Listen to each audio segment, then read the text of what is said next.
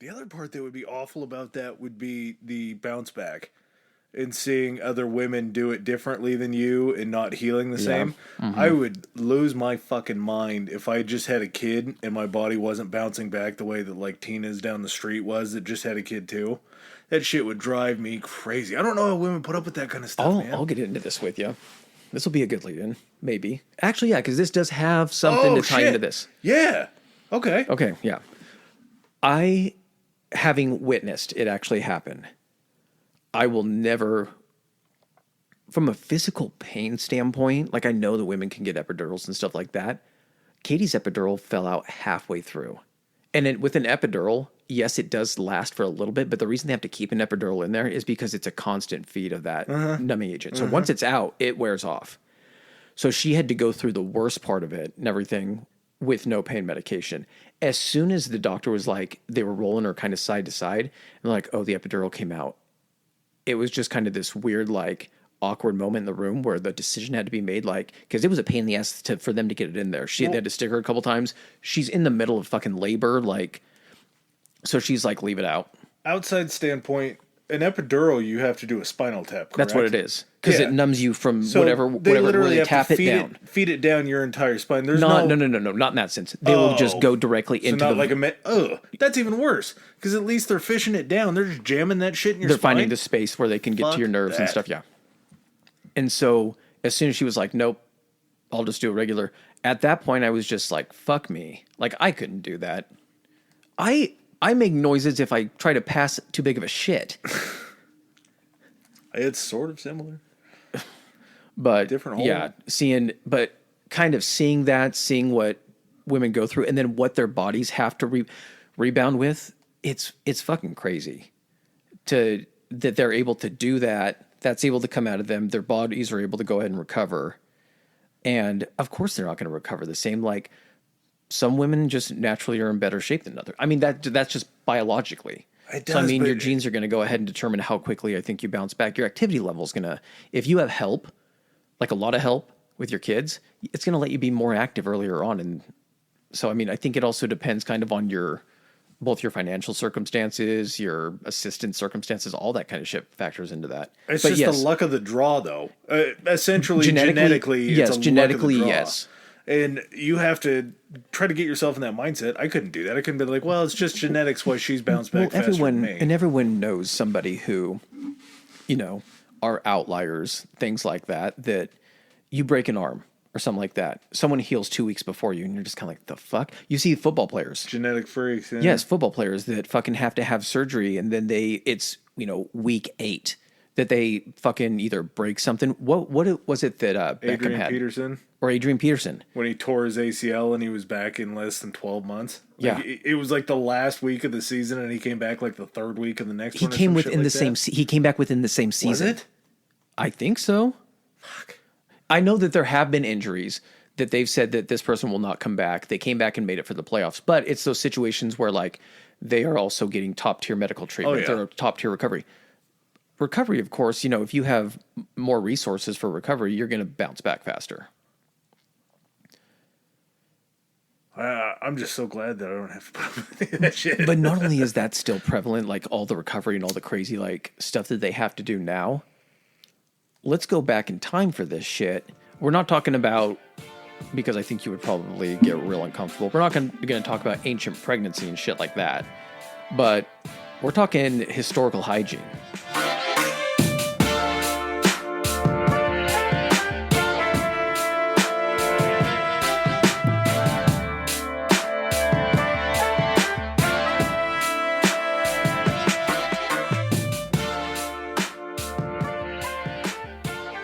I think this gets really overlooked when people think about anything historical. Because what's the first thing? If you got dropped into like jolly old London in like the 17th century, what do you think the first thing? Do you think it's going to be a visual shock? Do you think it's going to be an audible shock? Or do you think it's going to be a fucking like olfactory like smell shock is going to be the first thing that hits you? Their shock is going to be seeing my teeth because American dental plans, even now, so much better. What is your shock going to be? Let's pretend these people don't even really like see you. You're in a Marty McFly, Doc Brown, going back to the Wild West situation where apparently you blend in kind of easily, except for your hat, Mr. Eastwood. What? That's remember when they go back and the first person that Marty runs into, I think after he gets away from the Indians, is he finds his relative Seamus McFly. It was the first Irish. No. Oh, the third one? Yes. Yeah, okay, yeah. Where Seamus is the. I thought And you were it's, talking about the first one. yeah, and he's like, and he says his name is Clint Eastwood. And he's like, Mr. Eastwood. He's like, you lost your hat. But the smell, man, the fucking smell. I am convinced that either I think it's called the olfactory. Is that what your nose is? I think your olfactory senses are both like, because you know how you can breathe in and you can catch a scent of something sometimes. I think it's the whole thing that does both taste and smell. I don't think that existed back then. I don't know how it could. Either that or these people were the most nose blind people ever. It would be from the time you were born to the time like you moved out of this. Even when you moved out of the city, you were still around. You still had to deal with waste management in your own shitty way. But like living in let's just fucking get into it and kind of go back to the start. Yeah, this will definitely lead us back to where we just were. But me, the way that I took a look at the way like historical hygiene, I had to start damn near as far back as I could think of with something that we still have around today and has kind of come in and out of vogue for a long time. This is, something I think I said in the Gay Pride Month episode. Mm-hmm. What was that was the hotel? Oh, the inn? Stonewall Inn. Stonewall. Yeah, I think a bathhouse would be a blast. And bathhouses date back so fucking far. So we're starting at the time when bathhouses were something that existed, right? Like public baths. So prior to that, so you're saying that one of the earliest known public bathhouses, I see you have it up there, was in the Indus Valley, Pakistan, around 2500 BC. So let's use that as our jumping off point for established bathing habits. Prior to that, it was, and going back to like fucking people in loincloths, Neanderthals and shit like that. Is it thal or tall? I've heard it both ways. Okay. I feel, you know what? I'm going to say thal because I just heard myself say Neanderthal and I made myself say it and it sounded like I was being ridiculous. Okay. So I'm going to say Neanderthal. I didn't know if I was saying it wrong. No, I think it's probably me. But do you think it was, how long, remember how you like to talk about the first guy that the tribe made go do something? Love it. The tester? How long do you think it was before someone was like, do you have to fucking shit in that corner of the cave? Like, you're the only one that shits in that corner of the cave. Like, shit outside. Like, it's cold. There's fucking giant cats out there that are going to eat me. They're like, quit shitting in the fucking cave. It stinks. I get that's your side of the cave and you can do whatever else you want. Just don't make my side stink. Don't just bury it either because the shit's still in the cave. But there will be a bear that comes and smells that shit and tries to eat both of us. But just think of how, like, here's the thing, too. Animal asses, I can't believe we're going to discuss this. Animal asses are somehow designed to be, is self-cleaning the right word? Because cheekless, though. Cheekless that's what I'm getting deal. at. The asshole has no resistance to the outside world. It's just asshole freedom. Us, it's this asshole hidden inside this fucking, like, Tupperware that you got to fucking make sure is open enough to get it out, and then you have to clean the lid of the Tupperware. Both lids. Unless you get a golden one. Yeah, I agree. Exactly. Or you're spreading your butt cheeks and open it and it gets out. The bat wing on the toilet.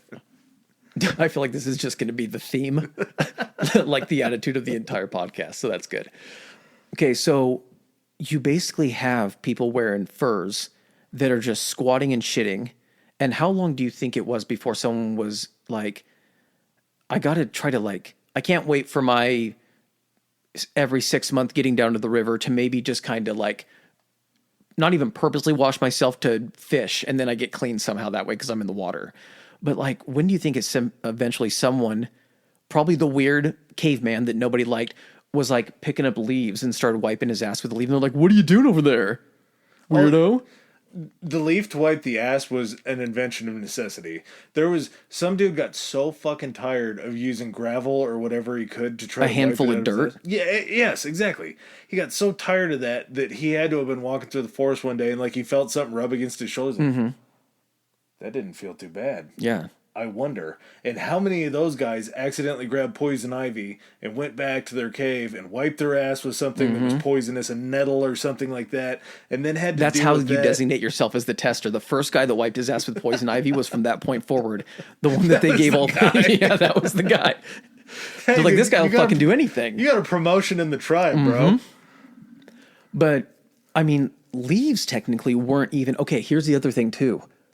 Leaves weren't even used that often. There was other stuff that was used before leaves that they somehow thought was a good idea. We'll get into that when we talk about the inventions and Yes. the days when they came around, because some of these are shockingly. But also think that shockingly like late. there were people that probably were wearing like I don't know how accurate the garb that we've seen, like how they dress up like Neanderthals in like museums and stuff like that, where it's like an animal fur. I'm sure it was very close to that.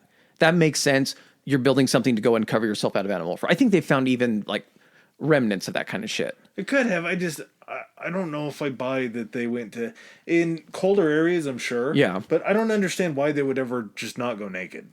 They probably did it somewhere because you've also seen Aztec Amazonian tribes that wear literally just the little fucking G strings and the like dick pouches and everything. Hold your twig and berries in place, and that's Exactly. it. How tempting do you think it is? Is you're sitting over a log, you got your butt flap holding it up in the back so it doesn't get shit on it, and then your wiping device was you drop the butt flap and then use the butt flap of your fucking loincloth to just scrub your ass. You're like, I'm clean.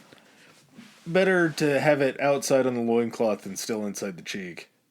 I don't know, because then you're taking the loincloth, at least like if it's on the cheeks and everything, that might somehow, That's a skin annoyance. I know, but then you're also just carrying around. But what's going to happen when you go to sit down? You're just sitting in the shit that you just wiped. Maybe flip it around. Maybe take it off. There's a and reason that we outside don't go it. back and look at the intellectual prowess of Yeah. of early man. So anyway, I think that's probably where it started. Just wiping either with your hand and trying to flip it off. You know, when you get something on your hand, you just trying to do the little hand flip like you're packing a can. Just trying to.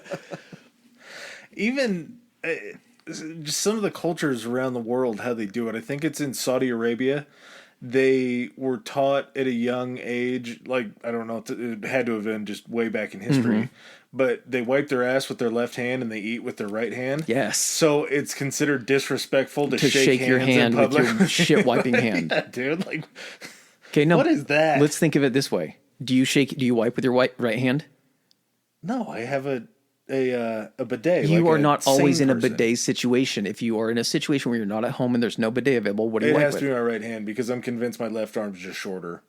Okay. I don't know how that's possible. I but think it's because you ever throw a ball with your left hand. The mechanics, you don't have any type of like, limp wrist. yeah, and you don't have, your mechanics don't flow. So when you pull up on your right cheek to go down with your left hand, the angle feels like your left butt cheek is built different than your right butt cheek. Like you're like, that's the wrong angle. When I don't really- have that much ass. Like, When really it's just so many years of your body training to bend one way and it hasn't Yes. figured out it has to do it the other direction. okay, so I think it's a consensus then. Those that don't have a bidet, which is still a large percentage of the population, do shake Then they're hands wrong. with the hand that they wipe with. Yeah, oh yeah. Okay. Thinking back on that, I know that they talked about in the Middle Ages or whenever, when they would shake hands, they would reach up the sleeve to make sure the other guy didn't have a dagger. I'd probably be doing that because I'd be worried that guy just wiped his bare ass. Do you think that's why, when you see the really cool handshakes that always take place in like Viking movies, and it's the one where they go to clasp it and both of them clasp the upper forearm Oh, yeah. and then join? Do you think that was because they had shit on their hands? They knew. They just knew. You always know. Like like I know you're going to shake my hand with that hand, so let's just shake forearms because I know you ain't getting duty way up on that forearm. Your arm's not that long. Yeah. Well, here's the other thing too. I actually think the whole idea. Where did you say it took? Was it Iraq? Where they found the bathhouse? No, the hand thing. Like Saudi Arabia. Okay. Kind of desertish countries Okay. over there. What do they call that area? This is going to sound really ignorant. The Middle East. Mm-hmm. That was pretty simple, actually. There's something about the Middle East that I didn't understand before, but most of their like ethnicity, it's not necessarily like Afghani or Pakistani. They do use those words, but it's trace back to a Persian lineage. Oh, yes. It's so weird. That's to where think, you get, that's because the Persian Empire was so big for so long and had so many different like rulers that branched out that, you know, you have, it's like why there's still, like some type of like Asian influences in part of what's considered like Russia that's close to China and stuff like that. That's where you get kind of those areas where there's still an influence just because they're so big and they branched out so much. Well, that didn't we grew up like the Middle East after like World War One or some shit like Part that. of it was divided up after. So yeah. we made that happen later on. They just would consider themselves Persian. Yeah. I find that to be very cool though, because whenever you're Persian, you always think of Persia. It's like, well, that's not a country anymore. So where the fuck is that from? Exactly. Yeah. But it's just all these different countries in the Middle East. I do like that idea though. The left hand and the right hand. I actually like that. But having a kid and going through potty training as we speak, I see why that is not a thing anymore. Because all you're trying to do is to teach your kid to wipe their ass by themselves as quickly as possible. I've dealt with so much shit that's not my own. Literal shit that's not my own. That if I was able to take 1 week off that by training him just to use his dominant hand to do that act, I'm not taking the extra week to do the left hand to instill this. I like the idea, but guess what? I'm tired. I just want it to end. It has to be adapted later on in life. That has to be something where you can sit down and have a discussion and be like, look, man, I get this is going to sound weird. We spend too much on toilet paper. You know that hand that you don't write with and that feels kind of funny, like it's not as good? That's your ass wiping hand. You don't eat with that hand ever again? I don't have it in me. I don't have that in me. They have to make bidets for children, right? I'm sure that you can. Yeah, I'm sure. Here's the thing is bidets are so prominent outside of our country that I think that most places that have bidets that are much more common. Yeah, little kids are, honestly, man, that would be the way to go is just teach the kid, be like, you don't even have to know how to wipe. Just press the button right here. This is the button. I'm going to put a piece of tape over it that has an X on it. You press that one and that'll clean your butt. It's great until Pat yourself dry. Till the day comes that they're like, hey, I want to visit America. I want to see how it goes. And then they come over here. They're like, what? You guys ball this dry paper up and wipe your ass with it? Where's the button? It's Demolition Man. Do you remember in Demolition Man? Yeah. Or Stallone doesn't know how to use it. And he's like, what's with the 3 seashells? And they're like, what do you mean? He's like, you guys don't are out of toilet paper. And they start laughing. She's like, back in the early 19th century or 20th century, they would use wadded up pieces of paper to clean themselves. And everyone just starts fucking laughing. And he's supposed to use the 3 seashell things, which, did you read about the sea? Okay. Yep. Do you think that's why Demolition Man used the seashell? I didn't know about the seashells. I just thought they were decorative. The more we learn about history, the more I see little things that pop up in shit like Waterworld and different movies where it seems like it was crazy and something that they just came up with. It really It's a reversion happened. back to something that's practical. Yeah, we went back down the evolutionary scale and just had to do what we needed to do. All right. So kind of getting back to the actual where we're going to pick up on 2500 BC, earliest known public baths were built in the Indus Valley in Pakistan. This makes a lot of sense to me because you would think that, of course, bathing habits and hygiene are going to be more important in climates where it's very hot and you're sweating a lot. And it doesn't rain. So basically, a bathhouse is exactly what it sounds like. I mean, pull out your phone and Google ancient bathhouses, and a lot of them were outdoors. But basically, a building that's surrounding a courtyard, and the courtyard is a big pool. And people would go in, and at this point, there's not really soap to speak of. No, not even close. Yes. So, and in these bathhouses, depending on how fancy these places were, I don't know what not even filtration, what the like drainage and replacement of the water situation, like do they do it every few days? Because depending on when you're getting in there, you could be getting the tail end. You want to be first. Oh, yeah. To think about it, it makes so much sense to me that they were public bathhouses, because if you wanted to have like a private bath in your house, there's so much work that you have to do in procuring the water, getting the water to where you need it to be. Depending on if you want it warm, you're going to have to put it over a fire to boil it. Then you're going to have to carry that hot ass pot to wherever it is that your rudimentary bathtub. Mm-hmm. Some type of brick or clay or basin. Anything that'll hold water that's big enough for you to get in. It would just be such a labor-intensive thing that even afterwards to get rid of all that water, Mm-hmm. if you don't drink it because you probably wanted that source of water. Use it to water plants or do Something, laundry in or something. It was precious. Yeah, it Yeah. was a precious thing. So the act of even getting rid of that water afterwards is going to make you just as stinky as before. You don't have soap. And the reason that, public bathhouses, they still exist. Most of them exist in Europe and that area, like old world. The other thing too, is that a lot of them were just like, it wasn't like they were public, like all of the public, because they still charged for it. Mm-hmm. So this isn't for everybody.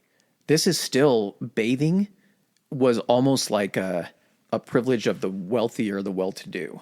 Even in public bathhouses, I mean, the public baths were, of course, offered to like a lower tier, lower social, class, because the really rich people would also have their own private baths. They would have private baths. So you're royalty, looking at things like that. sort of like upper middle class for bathhouses. Surprisingly enough, looking through all the research and everything, people are a lot cleaner than I give them credit for. Really? There was a time. I mean, if you're bathing once a week, because was it? We're not at the once a week point. You know that. No, this was. They said that they Really? weren't. It wasn't necessarily like a You're bath right. that you would think of. It was just like being wet. Yes, I also kind of forgot about this. Is weirdly enough, the whole hygiene, bathing, bathroom shit, it went through some weird ebbs and flows Oh, yeah. in history where some early civilizations were very on it. Others, even later, hundreds, thousands of years down the line, were even behind them in frequency in the methods they use to clean themselves, which is fucking insane. You would think that progress just always leads forward. Hygienic progress. You would flatten out, maybe. You'd plateau There'd a little be a bit, and then baseline. it's like technology. Technology doesn't go down. Yeah, we don't get that. We've reached a precedent that just has to be continuously either met or overachieved. Not smelling like shit type technology back in here. It did not just rise steadily throughout the centuries. And it came back to bite them in the ass. I mean, we'll get to that. I find it so cool that these places, they were bathhouses for the purpose was to, I think, rinse off and try to maybe smell a little bit better. But they were such hubs of culture. They would go down there, and even the ones today, that's what a lot of it is. It's camaraderie. It's being around other people. It's women, Going talking. for a schwitz. Yeah. I'm going down to the club for a schwitz with the fellas. You're going to have a drink. You're going to sit around. You're going to talk, and you're just going to hang out. Like it was... The act of bathing was almost secondary to the social. It was a sports. They call them social clubs now. Mm-hmm. It's like you'll have gentlemen's clubs and everything that we're going to go play racquetball and bullshit and complain about our wives, but then we're also going to sit and then have a steam. And that was even things that they did here. It wasn't just bathhouses. Weirdly enough, like bathhouses weren't just a giant pool. They also would have like food, steam rooms that they could use, which was basically probably just a giant fire in a kiln, and they just poured water on the top of it to create the steam. Yeah, I mean, they were lower class citizens that were running it, and it probably had to be in there for like 8-10 hours a day. Oh yeah, Just dying. can you imagine if someone asked you that? Been like, have you bathed recently? Well, I took a steam, and so that completely purifies everything, right? Anything that could be in my body that was bad is just now gone. Oh yeah. So kind of jumping kind of forward a little bit. Bathhouses started to spring up in Rome, which I think maybe if we're thinking bathhouses, Roman bathhouses kind of come to mind, right? That's one of the more Greeks and Romans. Yeah. So they start springing up in Rome during the 2nd century BC, which is, how our centuries work. If I say 20th century, it was actually the 1900s. Uh-huh. So does that mean 2nd century? Does it go the same way when you're BC? So 2nd century, is that getting? It would have to be like 299 down to 200. Right? Or is it 1 up to 199, like 1,999, and then down to 1,000? Either way, great question for a smarter person. I don't know. It just seems like this time in the 2nd century in Rome, they just blew up. The prevalence of them, they were building. It was oftentimes one of the first things that they would build in a new city. Mm-hmm. So they had just these crazy elaborate aqueduct systems that would guide water throughout the cities, and like you were about to get to, the number was about 170 right around that 2nd century BC. And by the time they hit the 5th century, I'm 80. That's what I'm going to look at this here. So 850 bathhouses sprung up in the Roman Empire. That's a ton of just extra bathhouses. And I don't know what the population was for the empire, but 850 bathhouses seems like it could service a whole lot of people. yeah, in Rome, the aqueduct system in Rome, aside from democracy, is probably one of the greatest contributions, showing how to transport water someplace that water's not naturally there, that allows you to create a civilization where maybe one wasn't intended to be. If they didn't steal it from the Babylonians. Yeah. Because that's still on the board as maybe something that could have happened. But just the systems of diversion that would flow through these cities. And we're not talking like villages or anything like that. Some of these were underground. Some of these were under the road. Some of them were visible. But they were just mainly built to feed some of the houses and some of the richer people, but they were also diverted off for these gigantic bathhouses. So that immediately... Well, they had fountains for public water gathering, though, didn't they? So, I mean, the water went throughout the entire city. But it's one of those things where it makes the process of bathing so much easier because the procurement is so much more efficient to the point where 850 bathhouses seems like a shitload. That's a lot. And what was so that's in the 2nd century. So I'm going to look for the 2nd century population of Rome. And for the initial, because the 5th century was when they had the 850. Okay, so I think that was flipped around. So I think what you're saying is essentially from the 5th century to the 2nd century, because 5th century BC is basically 599 down to 500. I think it was 5th century AD, though. Oh, okay. No, So, because then... 700 Oh, yeah, because that would years? be just 500 AD. Yeah, that makes sense. So during the 1st and 2nd century CE, population of Rome is about 1 million. Damn. Yeah. Okay, so maybe it's not as... Everybody probably isn't getting in on it. There's still a level of society that's Yes, not definitely. in these bathhouses. Well, if you think about it this way, you got 1 million... Okay, we have 1 million residents where we live. Just say for argument's sake. And even if you cut that down and say, okay, there's 4 people per residence. Every residence has a bathroom and a bathtub, I think. I feel like I'm safe. Maybe some don't. It's very few. That means alone in itself, there's 250,000 baths in that area. That's If hypothetically they only had one. hypothetically if they only had one. So to say that 850 bathhouses to service 1 million people, yeah, there's still some people that fucking stink. And at this time too, especially because it's Rome, being, a cultural hub of the world at this time, you're probably getting a lot of trade. During this time of advancement, the Romans probably used, I'm guessing, a lot of like herbs and oils and stuff like that. Essential oils, they were using flower petals to make things smell better. Well, you've seen that if you've ever watched any series about Rome where, in the houses of the more prominent politicians and stuff like that, they would have these courtyards that were open to the sky that had basically stone or tiled sunken area, even if it was a couple feet deep, that would try to gather rain, to go ahead and fill them. But if they couldn't, they would try to divert water into them. But then that's what they would use. They would put flower petals and oils and stuff, and you would get to take if you were lucky, your bi-weekly first, monthly bath. And you're hoping that those flower petals and stuff wash off all of the fucking heat, sweat, and all that shit. And guess what? You're not really well groomed either. No. Full bush. There's a lot of hair to get through. It amazes me, just kind of running along with that, the thought of what the rudimentary soap was, because what I found was in Babylonia around 2800 BC, they actually found clay pots, I think it must have been Babylonian, Sanskrit, whatever it was that was on them. The labels on the outside of them said fats boiled with ashes. They did make that. They did use that for soap, didn't they? Yeah, and that's, I don't quite understand how soap works. We never released that one-on-one, did we? About what? Stuff we don't understand. I don't know if we did. Maybe not. Look for that coming up, I guess. But if I'm being honest with you, I don't know how soap works. I don't know what soap is made of. I know that it's made of fats. I know parabens aren't good. I always see stuff that Wax. says, yeah, no parabens, no wax. And you're like, oh, okay. What is it exactly that cleans you out of the soap? Like, what ingredient The goes into it? scrub. I would assume most of it comes down. Here's the thing. We're hitting kind of also, if you think about it nowadays, for at least the last, 20 years, there's been a big push to move away from non-chemicals and the most natural things we can have. I use deodorant that doesn't have the aluminum in it. And so it works. The stuff I use works anyway, but you notice that it doesn't work as well. And the scent is definitely not as prominent. And that's simply because when you boil it down, artificial and chemical... Aluminum, somehow.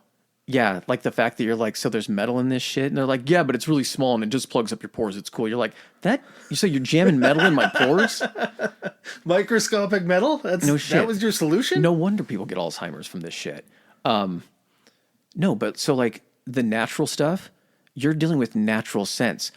Nature, like you go up and smell a rose. Roses do have a pretty distinct smell, and it can be stronger. But then if you were to synthesize that, like in perfume and shit like that, the smell, it would be so much more powerful because it's concentrated and it's enhanced and it's an essential oil. It's altered, yeah. So, I mean, even think of like fats boiled with ashes. The ashes had to have been there to hold it together, right? I would assume more of like a pumicey kind of scrubbing, but I think there is something in ashes that is like a natural, like, because you can use like charcoal or charcoal toothpaste. Yes. I think there is Activated charcoal. Something in ashes that would probably be like a killing agent for some A neutralizing germs. agent, maybe. Could be, yeah. But all the way back then, that was what they were doing. And it took us until, what was it? The 7th century CE before soap making was like looked at as an art form. Mm-hmm. Like they had gotten it down to a science. And that's, I'm sure, where all the like fancy, super great soaps still come from because they have that artisan background in those countries. Oh, definitely. But just the way that whole thing worked, like it took us that long to create more of like a usable good soap. Well, and here's the thing too: is a lot of the soaps that were first created, because I read about some soaps that were created like, and they would use lye and some other shit. Those were invented specifically for like clothes. And like cleaning stuff that wasn't your body, because a lot of that shit is like harsh. It's caustic. They're caustic chemicals. Yeah. And so even talking about these soaps that were made, fats boiled with ashes, the ancient Egyptians basically described, combining animal and vegetable oils with alkaline salts to form like soap-like materials. And then they use them to treat skin disease as well as washing. Yeah, they found them in like medical papers documenting how they would make these things in order to cure diseases. Isn't that fucking crazy? Let me go ahead and reference my ancient Egyptian medical index. And have it not be super far off all that time ago to today. Mm-hmm. Well, this is exactly what it sounds like people are now trying to replace chemicals with. They're trying to use oils out of stuff. A lot of things will have types of like salts, like sea salt and that kind of stuff. A scrub, a exfoliator. Yeah. And so, using those materials. And here's the thing, too. Where it's saying, like, they would treat skin diseases as well as washing. It's not a treatment of a fucking skin disease. It's washing your fucking skin. Yep. Yeah. There's no medical properties in it besides just maybe sanitizing the wound. Yeah, cleaning the fucking germs off of it.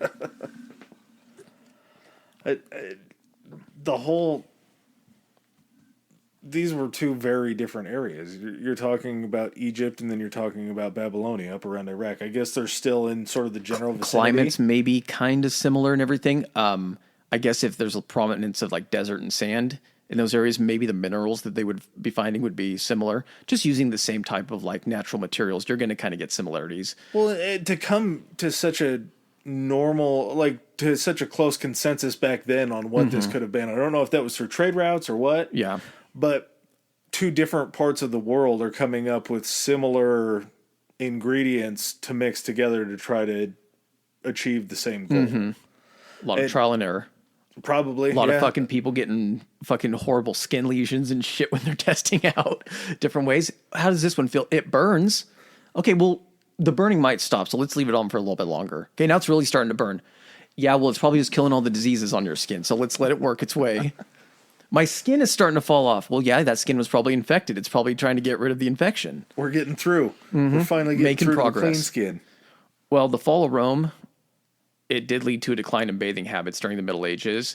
That was a huge contributor to the spread of illness. When we're talking fucking plagues and all of that shit, it all comes down to transmission and germs and everything. And the areas that you keep around your residences to try to stop the festering of animals, rodents, different very unclean things rooting through your trash and shit. Well, and here's the thing, before we get out of, because I feel like we're moving past Rome and everything, I kind of want to backtrack to talk about that area, because it wasn't just about your bathing habits. Let's talk about bathroom habits, as far as like taking where did you take your shits? Where did you take your pisses? All that stuff. Because if we're talking about smell, yeah, you can naturally smell as far as BO goes. And I'm sure you can work yourself up into a hell of a funk if you go long enough without bathing and you're moving around and wearing heavy materials and everything. But man, where did you have to drop your twos? Probably the bathhouse. Not in the bathtub per se, but They had separate from the bathhouses. I'm trying to remember what they called them, but they were basically like communal bathrooms. I'm going to try to describe this to you. So it was did you see any of the images of any of this stuff? not the bathroom. Okay. So think of like a bench that's like almost like a sectional L shape that went around two sides of like a fairly about the size of this room. So around the wall behind you, and then let's say where your shoe wall is, a row of that high. It's a bench made of marble or granite, they said. It would have to be because everything back there If you can't mix seems cement. like it was. So what would be cut into these is the seats would be probably spaced, the holes, sorry, would be spaced apart on these benches, maybe about like a foot. It maybe looked a foot and a half. Nope, no dividers, no partitions, anything like that. And probably around this, the example that it showed, I'm guessing was a minimum of 10 to 12 of these holes in around this L shape. So the holes almost look like a keyhole where it was a circle and then a smaller, and then that would be on the part where, I'm trying to describe this to where listeners could understand it, where the seat is, where your legs would hang off. Part of the hole that was this keyhole shape was actually on the front of it. It was like a ding dong holder. Kind of. Yes, it's not. I thought it was, but it's not that. I'll get to it. Oh. On the top was a similar one where the circle was in the back, and then it had the narrow one where you would just sit and you hold your dick down. So you would just be shitting in a room with like 10 other guys at a certain point. They said that what helped with the privacy aspect of it, though, is because everyone was wearing like togas and shit. It was easy just to lift up the pull back it of your up, toga, yeah. and then it would hang over the front of you. You're still touching shoulders You with are. the guy next to you. Here is the part that's even better than that. It came to the wiping. So in front of your feet, there would be like almost like a trough that went in the same L shape, and it would have water in it. In that water, sitting in the trough, would be a sea sponge on a stick. Better than a hand. But Hold the on. sponges probably didn't get changed too often. Hold on, yeah, we're getting to it. So the hole in the front that you would think would be the dick hole, that was so you could shove the sponge up under you with the stick and scrub your fucking The wiping hole. Yes. And then all you would do is take the sponge back out and you would set it in that fucking trough, waiting for the next guy after you were done. Another example of wanting to get in first that day. Yeah. You always want to be in on these places first. Sloppy seconds on the butthole sea sponge brush, not something you want to take. So like rich people would have these inside their own homes, but they would usually try to have them in a section that was above what was called a cesspit.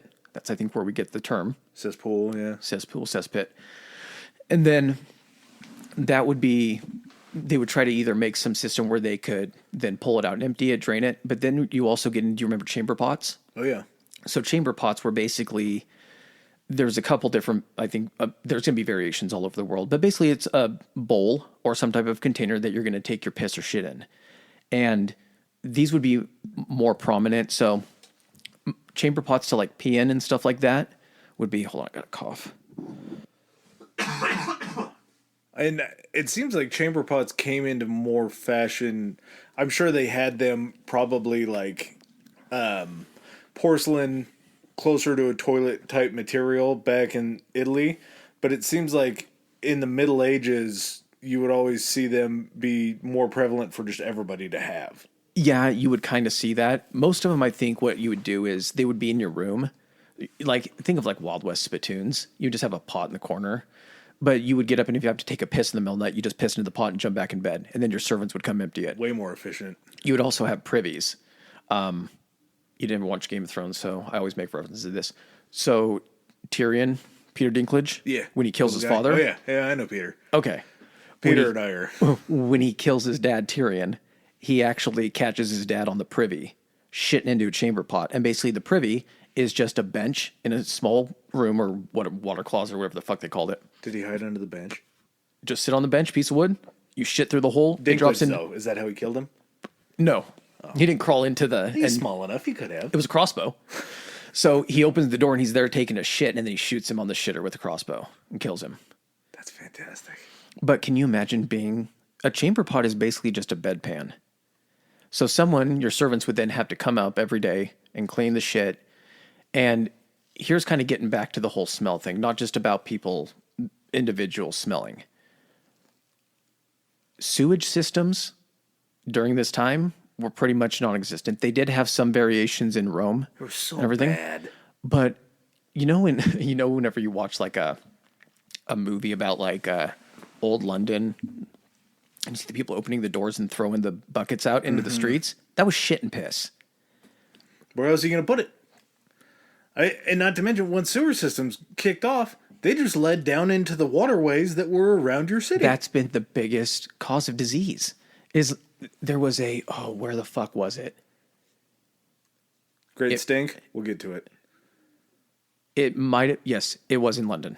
What I'm saying was going to be in London. So kind of not going too far forward, but like in Rome, yeah, you would have like with your chamber pots and with your whatever, you would have your servants probably take those away from your house and go dump them down the street or whatever. In the poor neighborhood. Yeah, but if you're in the slums and everything like that, you're literally just like, wasn't there a thing about, do you ever remember hearing about like no one walks on the sidewalk? There was something about people not walking on the sidewalks in like old London, or it might have even been like in Rome, because at any point people could just throw their shit out a window or their door or something, and on the sidewalk you could have it dumped on you or anything. So I think for some reason a lot of people walked in the streets, or like middle of the street was a big thing. Well, and that's part of two sides to why when you're walking with a woman out on the street, you always stand towards the street and they stand more under awnings and closer to the building. Partially because if some car comes up, you'll get clipped by them first. But also because you don't want them to get the shit on. You would rather be the one that's in the way. Like instead of just walking in a straight You want line, to be in the splash zone. They're so close to it that when you throw something out, you're not dumping it straight down. Yep. You're trying to fling you're trying to fling your own shit as far across the street as you can. Get that as far away from your house as you can. So the gentleman is the one that would take the proverbial shit on the head instead of the woman. That was a sacrifice. But can you imagine? You're just walking down the street and there's just turds and gutters just sitting there. And you got to hope that there's going to be rain soon to wash all this shit down. There were no street cleaners. Nobody came through. I'm guessing maybe in nicer neighborhoods there might have been someone's job, turd wrangler, something like that. Your job is to just try to chase these things down into the poorer sections of town. My thought process doesn't even always lend to the humans at this time, because every mode of transportation was an animal. And what do you do with all that shit? You have horses just walking down these streets one after another. I don't know what rush hour in Rome looks like, but there's probably quite a few horses just taking shits everywhere. And not human-sized shits, horse-sized shits. Do you ever see, like, at the rodeo, sometimes if you look like, if you go to, like, a fair, you can see where, like, there is someone with a big shovel walking around doing that. I'm assuming that was probably a job. But can you imagine that being your job, is you just walk the streets to pick up horse shit, goat shit, who's ever transporting their animals through the city? Other humans. People aren't looking back at their horse and being like, hey there, Peanut, can you make sure you don't take a deuce while we're traveling up to the Senate? Like, nobody carried bags with them for their horses' shit. Yeah. That was somebody else's job. There wasn't a feed bag on the front and a shit bag on the back. So you have a mix of human shit, you have a mix of animal shit, you have a mix of, if somebody did take a private bath, most of the time, like I was talking about earlier, these people clean themselves in a different way. Like, it wasn't always being immersed in water. And this is where I love this term because I find it very funny. I'm sure it's derogatory, but a horse bath is a very funny thing to me. Yeah. And that's what these people used to do, was they would get just a singular pot of water. I'm sure they would probably start at their face because that would be the most logical point. They said that they tried to make the excuse. They're like, well, sanitation, or not sanitation, hygiene did exist. But it was like every morning when someone woke up, they would wash their face and hands in the basin. I'm like, motherfucker, those aren't the parts that stink. But they would wash their junk too. You would get some situations of maybe taking a wet or damp towel, wiping down your pits. What is it? Pits, tits, slits, and dicks. Something like that, cleaning those areas. But I mean, you're just washing it with like, and is the water clean? It's got to be cleaner than what you're washing off your body, though. Okay, but are they getting this water out of the river that people are shitting and pissing upstream? Because, I mean, then you're just washing yourself with other people's stuff. I mean, it's watered down, of course, but... You want to take the water off the top. You don't want to dig in real deep with Don't swirl. Just try to get your hands as shallow as possible. Take that water off the top. Quick in, quick out. There's no horseplay. Well, eventually, here's the thing, too. When, like how we were talking, how there's ebbs and flows to hygiene, how it drops off and everything... You would think that, like, it would be the times in which there would be the least amount of hygiene, the earlier on that there would be, like, the most disease. Well, come around to, like, 1346 to 1353. Is it CE? Yes, it's CE. Okay. So some people consider AD CE, same thing. That's when the bubonic plague actually killed, was it 200 million? The Black Death. The Black Death. So killed 200 million people in Western Eurasia and North Africa. So by Eurasia, we also mean that's kind of Europe and also covers over to like an area of Asia. Parts of Asia, which they talk about this could potentially be where the diseases came from, was the rats that were brought over from the invading forces from Asian mountain ranges into these cities. And then these rats that carried it would be scurrying around in these port cities. They'd be jumping on boats, trying to get away wherever they could. They'd be transported to other cities. And these cities were so dirty and so disgusting that these rats would just fester there, and they would live there. They would breed more. They would give off ticks. But why do rats get attracted to those places? It's because there's a ton of people. Dirty, too. Food. There's stuff for them to eat. Yeah. Yeah, there's trash and everything. So it's not, I mean, it is kind of surprising that this hits farther along when people are trying to clean themselves and shit, but you're also getting to a point where people are getting really condensed. And when you're dealing with condensed people, you don't have a great sewage system, if any at all. It's just going to be filth. And that's where fucking rats are going to thrive. So we still see it today. I mean, New York is famous for having a rat problem, and it's one of the most popular cities in the world. The thing is, too, is like the Black Plague it could have been transmitted and, carried by rats and everything. But if it affected humans and that's what killed humans, then it was obviously some type of human disease that was caused by it was germs and shit. Yeah. And it's not like they were doing anything to really fight against it. They were just, creating more shit and getting dirtier. So 200 million fucking people in a span of, is that 7 years? Yeah, 7-ish years. I can't even begin to think of how it would even have stopped. I get maybe they'd figured out a way to help it stop, but when you have that many bodies piling up at that rate of speed, where are you putting them all? That's just more food for the rats. You don't have a place to put your fucking deuces, let alone throughout. And I understand that dead people. Yeah, the range of land was insane here. Of course, Eurasia and North Africa, but still, like, you're just basically, that's when you get the Monty Python, bring out your dead. Yeah. That's exactly what it is. It's bring out your dead, getting them into wagons, and then going outside of town and just burning people in big pits to try to stave this off.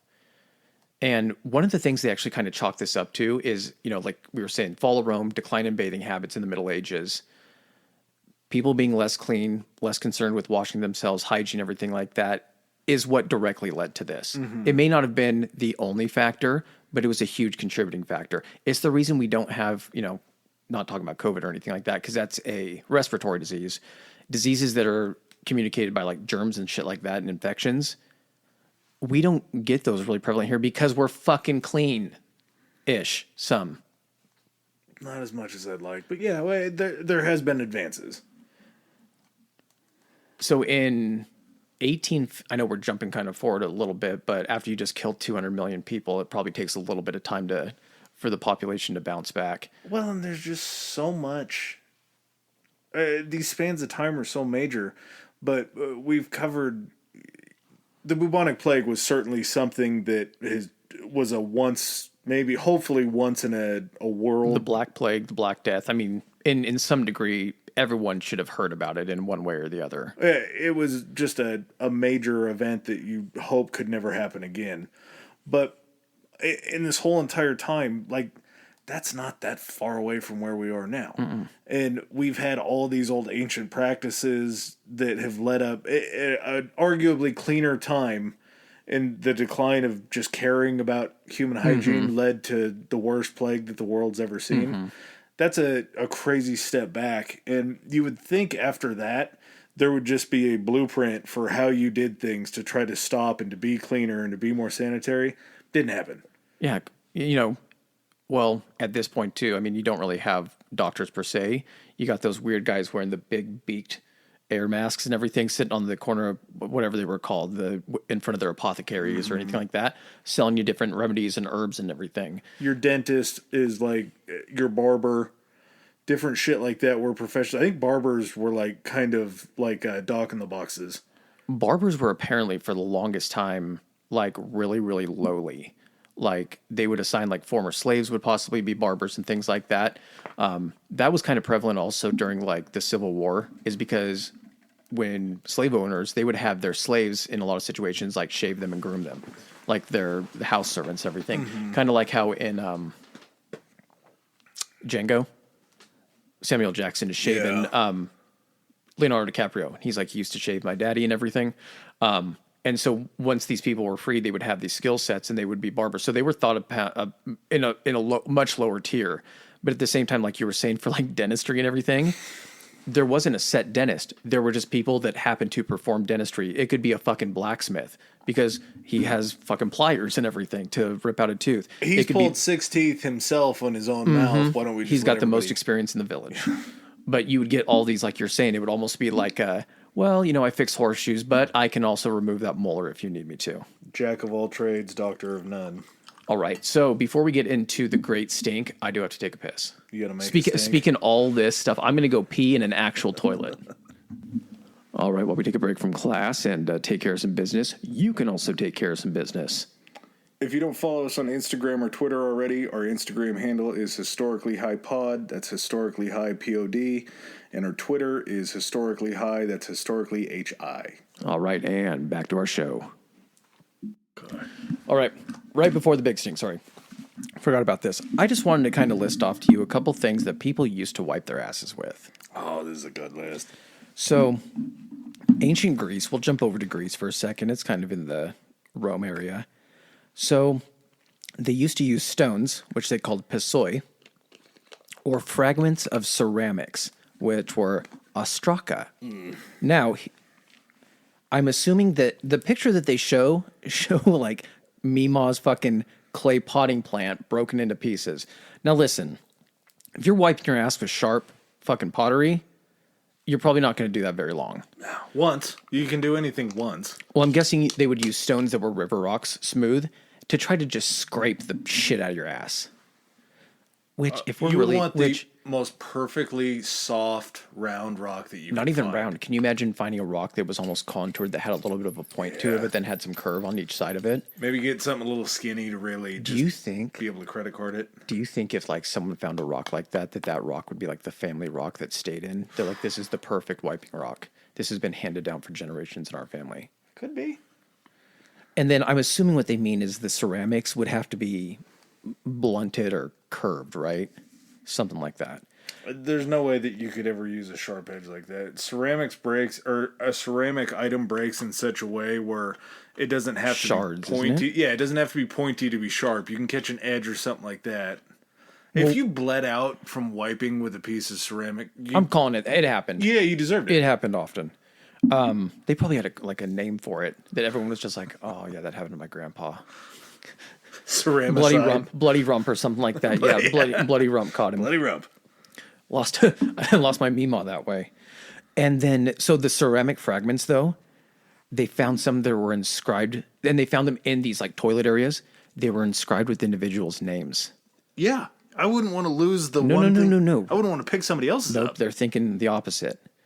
They're thinking that you would put your enemy's name on it and you would use it to wipe your ass.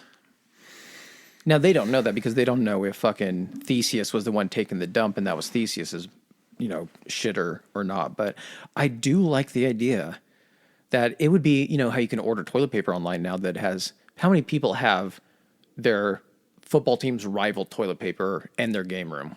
Oh, there's tchotchkes, shit like that you can just buy. Yes, but you can you can buy toilet paper like that actually. Yeah. That has the picture on each square. So they would use that. They would also use, what else was it? So yes, you would use leaves if you can get a hold of them. If you were in a coastal town, you would use seashells like we talked That's about what earlier. okay, thank you. Getting back to the Demolition Man thing. So with the seashells, how would you, I'm asking you personally, what method would you use if you had to wipe your ass with a seashell? And let's just say let's say it's the traditional Ariel Little Mermaid cover in her tits seashells, the ones that are shaped to have a little flare at the bottom and then come out and everything. I'm using the skinniest part and I'm using the round side. I'm not getting the front. What do you mean skinniest part and round side? All of it's round. I get what you're saying. You're holding it with the most round part out. I'm using the convex side against my hole. I'm not flipping it around to the concave side and getting that up against the spokes because that's going to be so much more of a scrape. So you're not using it in the form of a scooping. You're trying to flip it over and you're almost kind of like a smooth spackling trying to carry it. So are you trying to use, because I understand your point on this, is it the rough edges that you would hope would be grabbing onto the shit? No. See, because on the concave side, on the scooping side, it's smooth. So of course the shit wouldn't like stick to it. But if you're using that, the side you're using is what has the texture and the ribs and the ridges. It does, and there's just less of a chance that I'm going to impale myself with a seashell. If you get near those front edges, depending on what kind of a shell it is, that's why fucking oyster shuckers wear they wear gloves because of the knife, but aren't those sharp too? Oh, yeah, they're sharp. They're like little rocks almost. There's maybe things that's why that it attach wasn't. to them. Maybe they weren't using oysters. Can you imagine? They're like, hey, you guys got your bucket of seashells? We haven't been able to really find seashell. We have oyster shells. He's like, the fuck? You have found a conch Rockies? shell. We're gonna go smash that conch shell with a sharp rock and hope that we get less sharp things to wipe. Yeah, our we ass actually with. stumbled upon a group of hermit crabs. It was a bloodbath, but we have enough to wipe our ass for the winter. Steve forgot to pull the crab out first, pinch the shit out of his Some of nutsack. my favorite wiping things we're not going to get to until we get later, even closer to now. Yeah. So, okay, get into the Great Stink. Adam, tell me about the Great Stink. The Great Stink may have been like the first ever time that people thought, hey, maybe climate change is real. And it happened in 1858 in London. And it was named the Great Stink because the River Thames runs through central London. Is it River Thames? Thames, whatever. I thought it was Thames for a while. We want a war for me to be able to call it what I want to call it. Okay. Thames. Thames, yeah. All right, Shakespeare. The River Two. The River T. That was the main area where all of the broken down, dilapidated sewer systems dumped into. And during the summertime, I think it was right around July and August, it got so hot that the level of water in the river started to drop. And as it dropped, it got closer to the line of sewage and shit that was being covered up by that water. There's a reason why there's water in toilets. It's because it makes everything stink less. So as you lose that water on top of it, and that stink and that shit and everything starts So to the get closer flowing to the water would be surface. flowing almost on top of it, and because the other stuff was heavier, it would almost sink down a little bit, but then have its own layer underneath that. So as the fresh water lowered and everything, when I think of like what you were talking about the stuff dumping into the Thames, I just have it in my, like if you're in a boat and you're driving through the middle of it and you look on both sides, you just see the pipes sticking out and you just see that slow pour of like just brown liquid going in. And if you've ever seen any, like, look at like London in the 17th, 15th century, it's filthy as fuck. It's all smoggy and everything. And just the river is just basically where the ships, like steamboats, are going up and down carrying cargo, coal barges and all that kind of stuff. of course they're just going to be like, well, look at all this shit already in it. Let's just dump our poos. When in my mind, when I think about it, I think about Springfield Power Plant in The Simpsons, how it just blows off into Springfield Lake or reservoir out of the side of it. Except for instead of nuclear waste, that shit. I don't know which one I'd rather take my chances with. But... Well, and having probably zero understanding from a city planning aspects, city planners aren't going to know like or what do you call it, hydrodynamics. So they probably just understand. They're like, I've seen my poop float. If we dump it in the river, it'll just carry it out to wherever the Thames goes, to the ocean or whatever. And we'll just keep having fresh water. Well, London isn't at the mouth of the fucking Thames. There's a lot of river between fucking London and... Isn't there room between London and the ocean, or is London on the... I'm starting to question my knowledge of... It could be. British geography. I just think that it was such a matter of how many people were in London at that time. It's got to be right on the water, I think. But no, there's some definite area. Yeah, they're closer to the exit point. That's at least 20 miles. Closer to the exit point into the ocean. But the massive amount of people that were going to the bathroom, there was no way that water was ever going to sweep it all away. It was just going to sink to the bottom and get worse. So as that water level dropped, the smell in London got so bad that Parliament had to, they had to dismiss. They couldn't be in Parliament's right next. Is it right on the river? Uh-huh. Yeah. So they had to come up with a lot better safety measures and different ways to get rid of waste because it just literally stunk up the entire city. It just the amount of disgustingness that swept across it got named the Great Stink because it was that bad. That's something that we still teach and learn about all around the world. That's right in the middle of your city. That river literally just sits in the middle of your city. It affects commerce. It affects people that live there. Anything about your city that would be desirable in 1858 is going to stink like shit. Well, can you imagine? All you're praying for when you wake up in the morning is that the wind is blowing the opposite side of the river and trying to blow it over to the other side of the city. You get good days and bad days where the wind's coming your way and it's going away from you.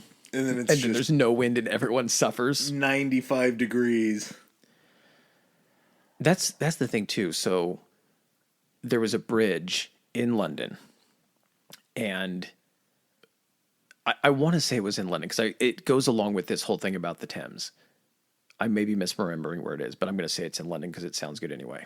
There's the London Bridge. I know there is, but there were several bridges going across. What I'm saying is some of these bridges would actually have like shops and stuff on them, set up on them. Just hanging out over there. They would have public restrooms because they didn't have to worry about plumbing. It would literally just be... Drop straight down? A seat, and it dropped straight down, or on a gutter, and a gutter went into the river. So, I mean, you're not even thinking about, like, you have distance between... Not only that you have distance between you and the ocean, regardless if you're just dumping this in the ocean, you know the tide comes in, right? Your shit's only going to get out so far before maybe the tide starts washing that all up on the beach. Mommy, what is this? I don't think the beach would be a popular destination around there. It seems like the sheer amount of water in the ocean could probably figure that out, but it's just a horrible way to treat your waterways or anything like that. Not only that, I doubt that they were probably eating the fish that were coming out of the Thames, but there were still local waterways that it may have contaminated. That if you're fishing at the mouth of where the river meets the ocean, where's the water that the city is using coming from, man? If they picked that spot, when you look back on any of the ancient civilizations me and you have talked about, they're developed around something that's necessary to survive. It's not like a city now where we can build a city that it's not near a river or not near anything, because you can divert that kind of stuff and provide that stuff to your city.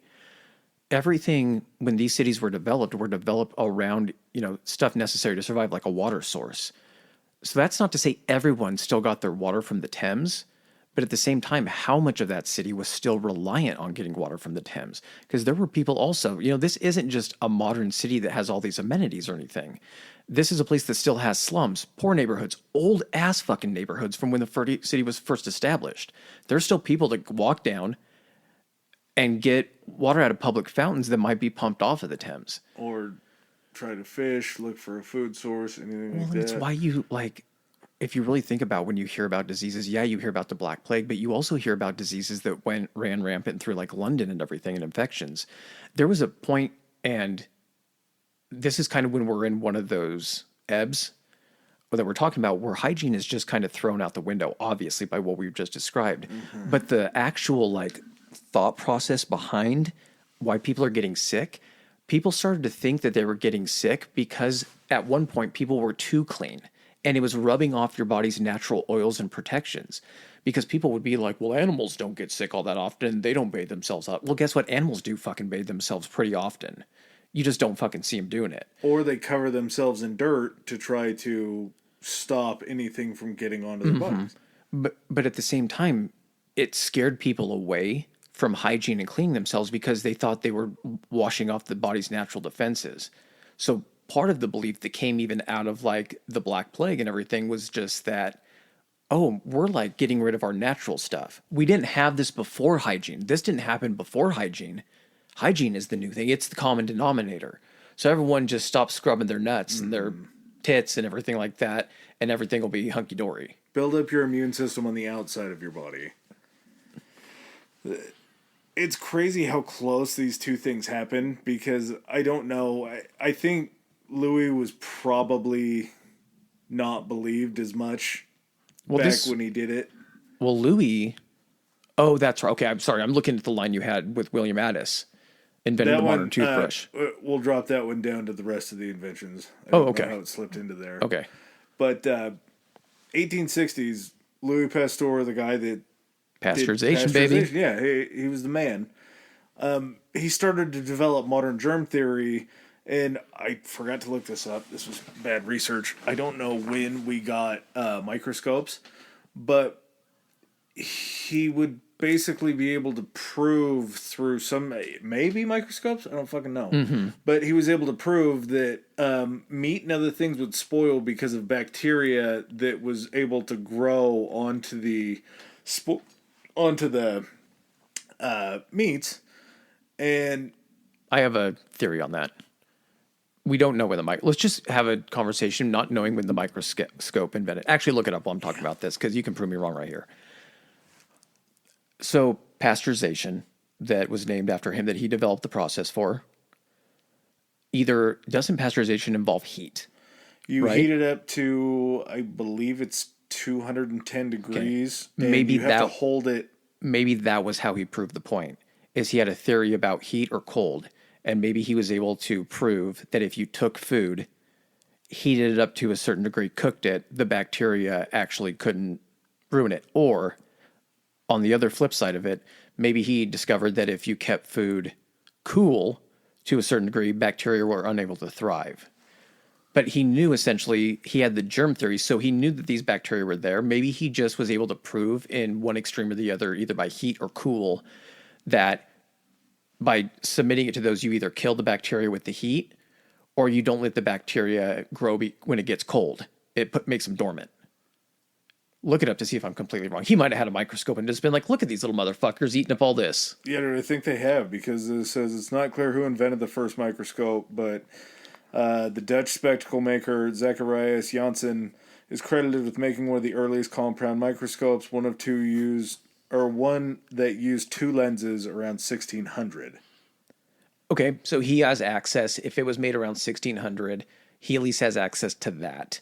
Yeah, by the 1860s, they have. Yeah, to what have I'm saying is, something- I don't know how wealthy he was. Maybe he was No. just a guy that got known for doing this, but he obviously had access to something that allowed him to see that, which at that point, it's a lot easier to prove when he's just like, come here, put your eye right here. Go ahead and look there. What do you see? shit Well, moving. Yeah, there's a bunch of little things moving. Now pull your eyes away and look down. Do you see anything moving on that little piece of glass? No? Okay. Well, those are germs.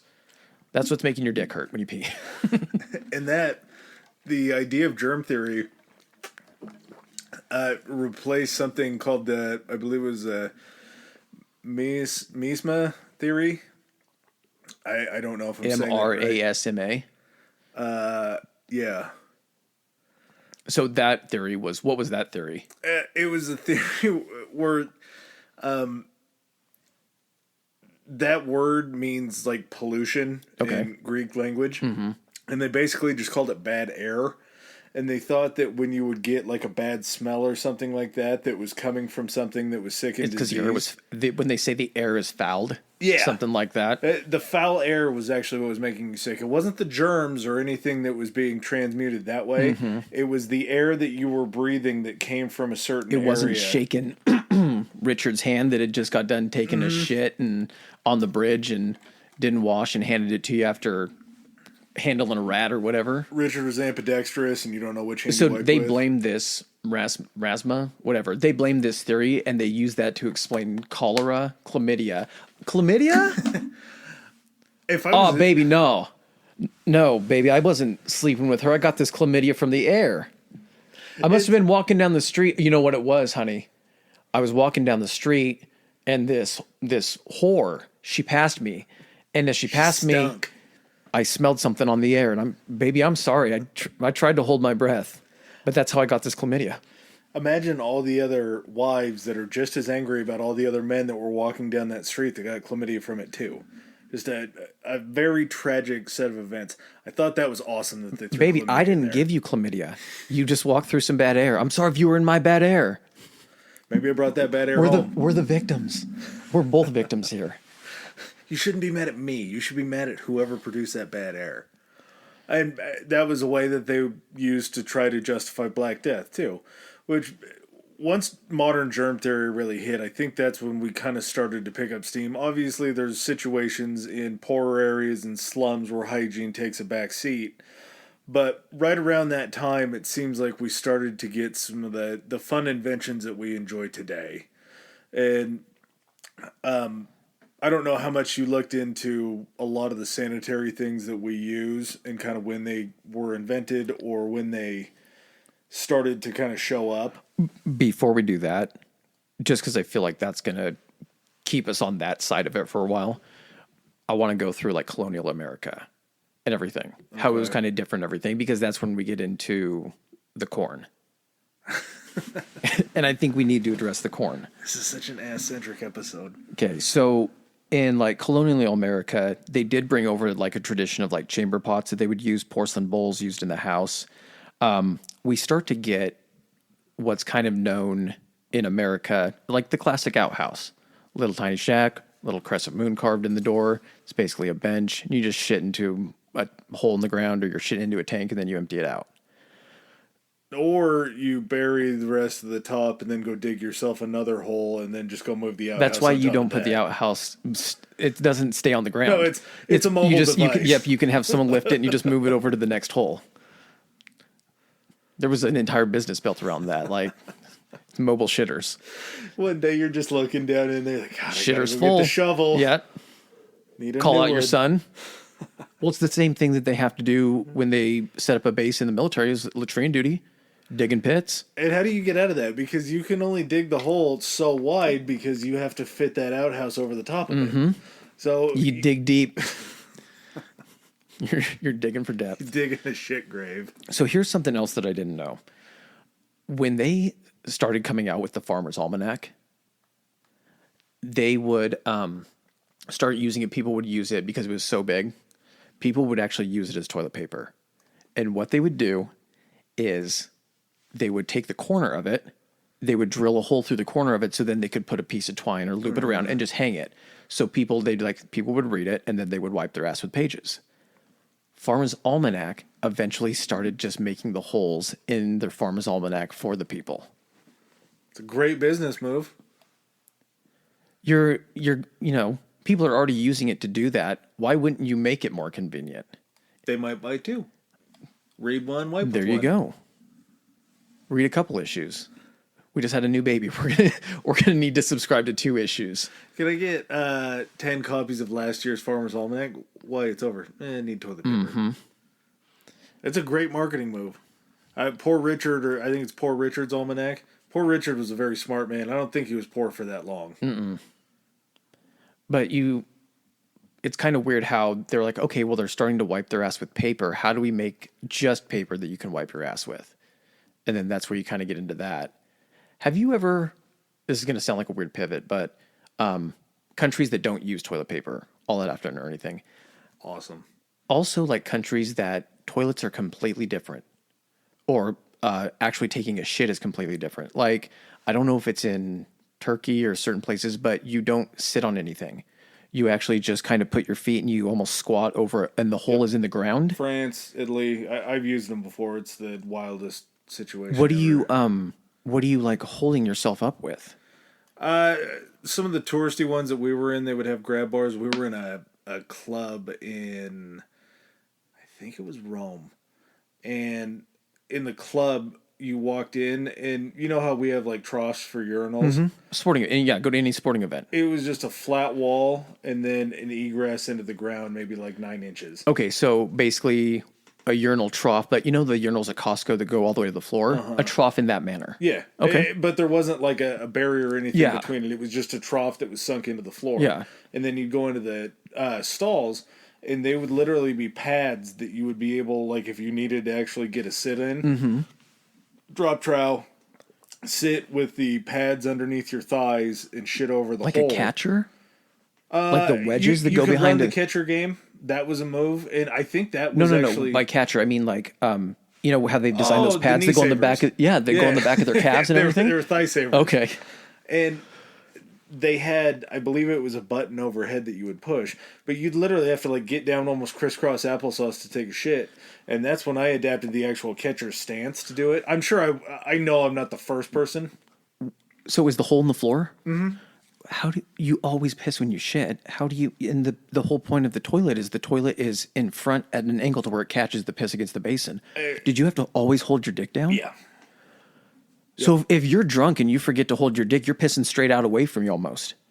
And they had paper, I think, in that club that we were in, because it would have been impossible to have a bidet in the stall. But we also had a bidet. That was my first run-in with a bidet. It was in a hotel in Florence. And I had the exact thought, I think it's Home Alone, when he's staying in the hotel and he thinks it's a water fountain. Yeah. Maybe I get my movies mixed up, but I feel like that was it. And I just saw it, and that was my first thought. I see something. Shit, they have a water fountain. Yeah, there's another movie. I can't remember which one it is. He's got the bidet on. He's drinking out of it because it's shooting up. So he's going, it's like, there's a weird drinking fountain in the bathroom. They're completely different from anything that I had ever used, because it was an arcing stream, and you would actually have to get up off the toilet and move over to a second bowl to take care of it. It was a very weird experience. And up until the point where I think I'd used maybe one or two in between, but until we got ours, the flow of the jet and then the warmth of the water is something that I don't know if I could ever go without. Like I'm not going to skimp and buy the cold water only bidet and just get shot with that. Yeah, that's ridiculous. That to me seems like caveman days. Okay, so I was just kind of curious, so I looked up what a Japanese bathroom looks like. They're awesome, dude. Japanese toilets are the best toilets. Are they the ones on the right? The smart toilets, yeah. Yeah, they have the big right, base that on way. it. Oh. That one. Or do they do both?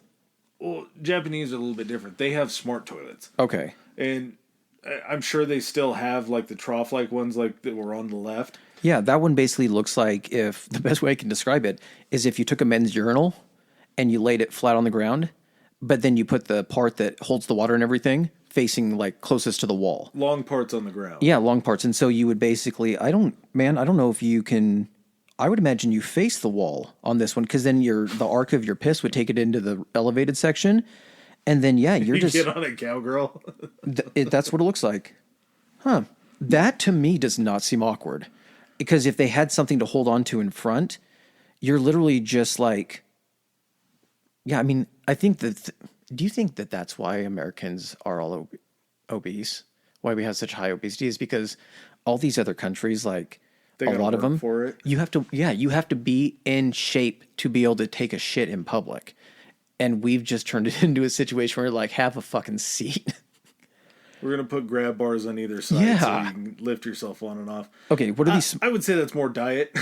Probably. I think that's more diet. Diet breeds fat, not... But you have to use the bathroom there more at that point. Shit. Explain to me these smart toilets. So the smart toilets are... You've seen YHIM? No. The one with Franco and Bryan I haven't Cranston. seen it. No, I'm aware of it, but I have not seen it. So it's sort of like that, but over there they'll have like a keypad right next to it. Like on a fancy bidet. Except for you can have like a warming setting on the seat, which some bidets have. Ours do because it's kind of a necessity. My dad has one like that. Yeah. But you can also choose the direction of the spray, and it will also like play music, and it will light up different colors in the bowl just by itself. All I see is like after you drop a deuce, and the deuce hits the water, I just hear it going. Like the anime girl laugh. It's voice activated. Some of them are. Yeah, dude. It's like taking a crap in a lazy boy almost. They're just built straight for comfort. And Not gonna luxury. lie to you. When we were over at my dad's, I remember the boy had to go to the bathroom. So I take him in, raise the seat, and this bidet almost has kind of like a slant to the. It's almost like comes down kind of at a slope. That's how ours is. Yeah. More ergonomic that way. And so I set him on it, and the first thing he says is he's putting his hands on the seat to bounce himself. He's like, "Ooh, it's warm." Now, normally in that situation, you sit down on a toilet seat, your reaction isn't no. It's not an ooh, it's warm. It's it's warm. This is somebody else's ass. Yes, heat. someone else was in here doing their business. But then I went later, and I was like, God. Because I've been telling myself, I'm like, just get one, put it up in your bathroom and everything. And I do need to end up getting one, but theirs has the remote where you can pre-program. And we're jumping ahead to now advancement. We'll talk about the inventions here in a second. But you have it set to where it has multiple settings depending on who's going to the bathroom because everyone's asshole's at a different position. Some's a little shallower, deeper. So they have it set to the settings. The water's heated. The seat's heated. Very surprising is when your asshole isn't set for it and you try to use it and you're not familiar with the buttons. First of all, you aren't quite sure when the water's going to come, so it does catch you off guard. Also, when it's not hitting you where it should and you have to sit there with additional water and try to then aim and figure out how to get your asshole. But once you get that on your ass, ooh. It's fantastic. You know what it does? It takes you through a lot of thoughts at one time. Does this feel good? This feels good. What does that mean that it feels good? So, ours, I've run into this scenario. I keep it going? Ours, we have a pressure setting, and there's 5 varying degrees. Now, is it by pressure? Is there also like one where it goes like a pulse? There are pulse. There is a pulse. Okay. Features on it, but the pressure one is the one that's of most concern to me, and I'm comfortable with my sexuality. I just don't need to explore all the regions of my sexuality, and I am so scared to go That's like the final frontier. Yeah. The final frontier at the back end. Mm-hmm. I still haven't gone up to full pressure because I don't know what are you talking? What's the level? Give me a range of numbers. It's just 1 through 5. Okay, what have you gotten I would to? say I've gone up to the second highest, and So 4. I'd like. So you've walked to the ledge and you've peeked over. I would liken it to like maybe a 20 pump on a super soaker spray. Okay. And I don't. Ooh, a 20? Yeah, it's. Are we talking strong. like OG Super Soaker, or are we talking like the ones that would have multiple tanks that if you got 20 pumps in it, it would cut through sheet not metal? one of the ones with the backpack. Just Okay. like a single barrel. Okay. And it's not the worst thing in the world. And I know it's I don't not. want to go to number 5 because I don't want to start feeling entry points and have it be something that's somewhat enjoyable because I don't want to have to continue to replicate that. It's not about butthole pleasures or. No, I don't want to find that out about myself. So I keep it 4 max when things really need to be taken care of, but I sit around a 2, maybe a 3 if I'm feeling a little I adventurous. see you sitting there and just in certain mindsets sometimes wanting to roll the devil's dice and being like, is this the day I go 5? I'm going to be drunk one of these nights after we record. It's going to be accidental. 5. It's going to be accidental that you actually do it. So kind of getting back to, I mean, and that's we just started at the pinnacle. Yeah. We reached the mountaintop. Now we're going to walk you back down a little bit, but We missed the best part of American toilet paper. Corn cobs. okay. Yeah, they would actually use, Not like full on ears of corn, but like corn. I would assume after dinner time when they served everybody the corn, they're like, "Hey, don't throw the corn out to the." You saving it for the, and there was never a question. Well, at least in that situation, there's never a question about what you're being used for. Yeah. You're actually as like parting guests for your guests. Instead of like bagging up like the to-go and be like, here's the to-go box, you would just wrap up a couple corn cobs, whatever corn cobs they eat, and be like, here, take these with you. This is for the road. Yep. Well, it's not for the road. Yeah, you can use them at your home too. As you're describing that, you're making it clear that it's not like corn cobs that still have the corn on the cob. All I'm thinking is in my head, you know, when you put the corn holders in and then you just roll it across the top of the butter and you go back and forth. All I'm thinking is a corn going up an ass crack.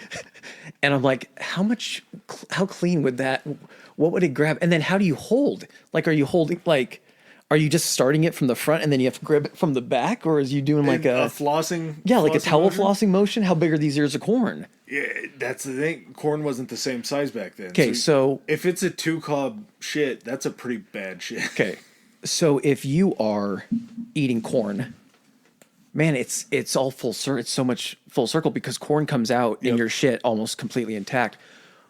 What is it as you're eating the corn? Are you trying to leave something on the cob because you know what you're going to have to use it for? How texture, or are you trying to like smoothen that cob as much as possible? And then if you smooth that cob and you've got it right where you like it and you're looking around at everyone else eating dinner and everyone's making these rough ass, sharp ass cobs, are you hiding that cob in your room? Because I'm not dropping my hard-earned cob in the communal family cob bucket right next in the outhouse just so my little brother can come in and fucking snatch up this fucking doozy of a corn cob and clean himself with it. You see the dude at the end of the table just working his corn as fast as possible. Like, oh, that guy's got a shit already. That guy's got something coming. You're literally taking that straight out to the outhouse. You're not even chewing that, man. Oh my god. Oh. Yeah, all I see is some kid walking around the house, literally with the corn cob on a string around his neck. He's like, "This ain't getting out of my sight." This is soap on a rope. Thank God we don't have to even make those assumptions anymore. For science, I'd probably try it, but you couldn't try it at home because there's nothing you could do with it afterwards. You'd have to like bring corn out camping or something like that, which would be a very funny trick to play on a bear or something because he thinks that it's a corn cob and it's just covered. He'd still eat it. Oh, yeah, he'd still eat it for sure. And then he'd have your scent. He'd be like, "Now I'm going to track down the rest of this motherfucker." Some of the shocking inventions that we've come up with for cleaning, not shocking as far as that we came up with them, but just the dates when we created them. Because the first one I started out with was toothbrush because there were kind of ancient tools that were used in the same manner. As soon as there was some type of established dentistry, you had to imagine they were like, "Man, we're having to pull a lot of fucking teeth. Is there a way we can try to keep this clean?" And like, what are you really going to use? You might use like what's a little bit of like animal for like a piece bone or to reed. pick, of course, to pick your teeth. What I'm saying is, how would you early on try to develop something that, because the bristles, the agitators on the brush are what do all the cleaning. It's not really, they're not strong. They're moving along and they're just flicking stuff off your teeth. Mm-hmm. So I would think that knowing what everyone put in their ass to wipe it with, that there were probably a lot of situations where people were using clumps of animal fur or maybe even like you were saying charcoal. That had to have been a thing. They'd rub charcoal to try to on like your take a teeth. piece of charcoal and rub it on your teeth. I could see that. It took us till 1780 to invent the modern toothbrush, the bristled toothbrush, which didn't seem like it was super far away, but to know that we went from 1780 to 1850 before we invented actual toothpaste, all you were doing was just lip service. You were just hoping to scrape shit off your teeth with a toothbrush. You were just trying to polish them up a little bit. There was no fighting in your mouth. I always get weirded out because I don't know. I know me. I know my routines. I wonder sometimes how many people I come across in the morning who just hadn't brushed their teeth that day. Mm-hmm. And usually you can tell. But some people, it just makes you wonder. Oh, you never want to be in a position where you have to tell. Night mouth is a very gross phenomena that happens to, I'm sure, everybody. Dogs, it kind of seems like their breaths always smell the same. But as far as humans, any morning mouth for a human, no matter what you ate or My drank dog the night maintains before. a healthy consistency of its own shit in its mouth. So at least across the board, I know that it's not going to smell good. He licks his butthole, so you know that that's how it works. That's how he cleans No, himself. it's just because at night you're not producing, you're not constantly putting anything in your mouth to produce saliva or anything like that. Your mouth gets dried out, and then that's when the fucking that's why they say don't eat fucking like sugar and shit before you don't drink soda if you're going to drink it. Don't drink pop before you go to bed. Because the sugar just sits there on your teeth and fuck eats. The best time to eat sugary stuff is at night. Oh, 100, yes, 100%. It's so great. You just got to either try to remember and like how often do you ever remember to brush your teeth at night? My move, if I know that brushing my teeth is going to be a production, because I do truly believe in the 2-minute thing, I'll mouthwash it that night. Oh yeah, that at least I'm kills not the going to germs. agitate it off, but I'm going to try to kill at least some of that bacteria and all of that sugar and all that citric acid from the sour things That's true. with at least a swig of mouthwash. But when we created toothpaste, it worked to a certain degree. It was decent, 1850s, 1860s, that kind of thing. But we finally realized through trial and error and testing that in order to really help strengthen teeth, it needed fluoride in it. What was it like to fucking kiss someone before this? That's probably why they used to kiss cheeks. That's probably why they still kiss cheeks. It was an old custom because you didn't want to get around that trench mouth. That's fucking blowing my mind right now. Kissing somebody who you know had no idea what a toothbrush was. Not even that, because that person had no idea what it. No, I'm trying to figure out like. So that means, and I mean, I'm sure they tried to like rinse their mouths with shit to try to make them fresher, but Vinegar. yeah, but at the same time, it's all morning breath. But not only that, it's the compilation of every morning that they've, unless It's like Jesus Christ. exponential growth. Yeah. Well, no, like morning. I've been so focused on this whole thing about like, well, people's asses, of course, smell because they can't wipe all the shit off of them. People's bodies smell because they're not fucking bathing themselves. But at the same time, like, what's the one thing, it's bad breath, it's BO. Like, bad breath always, like, what the fuck did that smell like? You could tell what someone had for fucking lunch like 3 days ago. And when you get that dead tooth, rotting tooth smell. And here's the other thing too. A lot of this food, like, what do you think the food just in general smelled like? It's not as appealing and appetizing as it is now. It's a boiled shit with like. No. You're just getting the weird raw taste and flavor and smell. Just fuck. You also didn't have any additives or I can't be a time traveler. I'm not going to be able. I'll travel forward in time gladly just to see how it all pans out. But Or I you can't. you travel back in time 10 years before William Addis and just go ahead and create a new toothbrush. Maybe I'll just go back so far in some place where there's not a lot of people. And if anyone approaches me, I'll be like, that's close enough. You can hear me from there. You guys ever heard of social distancing? It's going to change the whole way you think about everybody else. I'm going to help you guys out real well right now. It took them till 1890 to add fluoride to toothpaste. So What do you think they were using fluoride before? Because it wasn't, I'm assuming it wasn't invented specifically for teeth. It had to have been invented for something else, and then it just found its way into toothpaste. yeah, I don't know when it started being introduced into water systems. I would assume it might have been after this. Mm-hmm. But yeah, that's interesting. I don't know where it would have come from before then. You think of something like fluoride, like we talked about fluoride in the Manhattan Project episode. Yeah. And I think just last week. Or, no, it was a while ago, I guess. No. Yes. Yeah, it was. The Oppenheimer episode. But that was a byproduct of the atomic bombs, was it would create fluoride. Creating the atomic bombs, I think.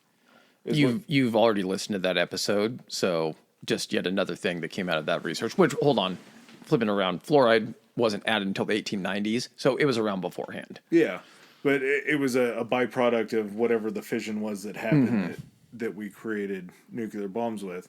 So I think this may have been like its first introduction. It had to have done something before, whether it was mixed in animal feed, something like that, that would keep their teeth looking nice. yeah, it finally was introduced, and that took the 1890s. So we're talking roughly 130 years ago. Okay. Does that seem right? Then we move up to the newer shit. It took them. What do we got? 1857. Oh yeah, we'll leave the top one there for the last because it's kind of the most recent. But 1857, guy in New York, Joseph Guietti, he patented toilet paper. So he was the first guy to put a patent on toilet paper, and I believe it was called medical paper for the water closet. Yep, was I think how that's, it was. that's what I heard. How it was referred to. Like you said before, colonial times they would use the almanac. Paper had kind of been around to wipe your ass since like the early 15th century. Probably not paper meant to wipe your ass, but paper used to wipe your ass. You would have to assume it would probably feel like construction paper. It'd be like wiping your ass with construction paper. Just not a good, pleasant feeling. Can you imagine like Christmases where like, you know, they wrapped them in newspapers and stuff like that and everything, and kids start telling the dads like, whoa, whoa, whoa, whoa, whoa. I want you to very carefully. You want something to wipe your ass with later? Quit tearing up our toilet paper. We're going to save that. Funny tearing it in little squares? No, it's not. You're going to really look at the size of my hands. It's not going to cover my hand. Yeah, man, 1857 to finally patent toilet paper. That seems like it's way too close for comfort. Because New York, I'm sure, was a bustling town before 1857. So that's a lot of people that are trying to figure out ways to wipe your ass. That's just not a. That seems like necessity. Again, was the mother we're not of progressing invention. as fast as we should. No. Especially for something that is everybody does one to multiple times a day for the most part. There's some people like what's his name off of Two Bear Ennie. Yeah. That says he shits like once a week. Some people do that, man. I guess that's. I do not fucking How many times do you shit a day? 2. That's about what I am. Sometimes there's a third one in there. Yeah, occasionally, depending on what meals look like. But yeah, dude, that's just that's a necessity. You have to come up with something to make that happen. What was the first thing that fucking sold out when fucking COVID hit? TP. Okay. That was part of a shortage, but it was just something we were willing. Scared to. People were willing to miss out on food as long as their delicate assholes were taken care of. A lot of people, you found out a lot of people no longer subscribe to the Farmer's Almanac. Nope. No. There's a lot of people. Not a lot of almanac readers in here today? No? All right. The decline in phone books meant that the necessity for a roll of toilet paper went way up. So the next one I kind of found fun, just because you always hear so much about bathhouses and just baths in general back in the day. But the first advanced shower systems were developed all the way back by the Greeks around 300 BC. And they would actually have them in gymnasium, I believe is a Greek word. And they would have them in the gyms for them to be able to shower off after having an event or like a training or a wrestling match. And just to think that they had an advanced enough water system to be able to pipe water in to create a shower. And I'm guessing, like, you know, by shower, even it's advanced for the time. I'm guessing it was more so like a small aqueduct that filtered water into a house, and then it just came out of kind of an Archimedes screw that led up. And no, I don't think at all, even remotely that. I think it was literally like Archimedes screw was way before. Yeah. No, after. Way after. It was Babylonia. Okay. Remember that was the thing that they thought that fed the Hanging Gardens and everything? Maybe not. What I'm thinking is the water that came into the house, because the aqueducts were maybe higher, there was a way for the water to become not pressurized, but with the momentum of the water to get up small inclines. I think what it probably was is the shower was either maybe like kind of dug down in the ground so the water didn't have to go up. You step down into the shower and then you just released, and the water would come out of just a small spout, and you would just be under, like, you know, we have rain showers. Think of more of just like a pour of water that you would shower, but that still is in essence a shower. Yeah, it's a crazy advancement for that far back. Yeah, and what's even crazier is it was invented that far back, yet it didn't fucking catch on like it should have. No, and maybe it's just generally being as tall as I am, but a bath's pointless to me. Unless I have an 8-foot long bathtub, it'll never work. Yeah, that was always the thing, is the bath always seems like it took precedence. And now I understand that the whole appeal behind a shower is it's quick, it's easier, you're rinsing yourself off. A bath is a luxury. No one, I don't think anyone really takes baths to get clean, because the whole premise of it does not make sense. You're literally stewing in your own filth. Yeah, I don't care how much mini bath bombs you drop in there. It makes it smell good. Around in all of Yes, your oils unless you're and replacing the everything else. water. Yeah. So a shower would have seemed to me like the logical first development. Oh, absolutely. So, but with baths and everything, you ever see, like, you know, when you see images of someone sitting in like the big metal bathtub and everything, and like the rooms were huge? It was because like a lot of people would even have these metal bathtubs in their fucking living rooms.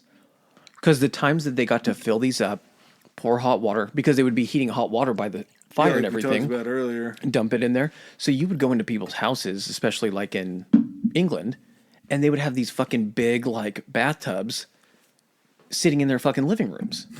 But that's probably something that's kind of like a baller move. Like just having the tub itself means that you take baths, and that's got to be a flex in itself. Like, Oh, absolutely. holy shit, what is that? And be like, it's a fucking bathtub, dog.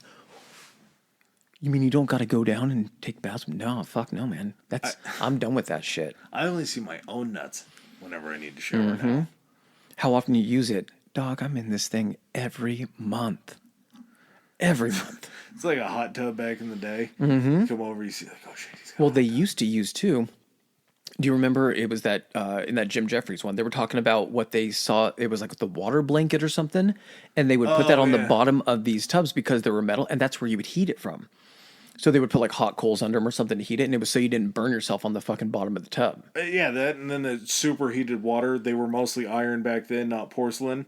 So they would retain so much heat from the water that it would just be like burning all your tender bits. I think there was as soon some as you like sat in it. like I see a lot of them like either bronze or something. You see that kind of color, but it's just weird that the fucking shower was around so early on, and yet no one was just like, this seems cleaner and just more logical. and faster.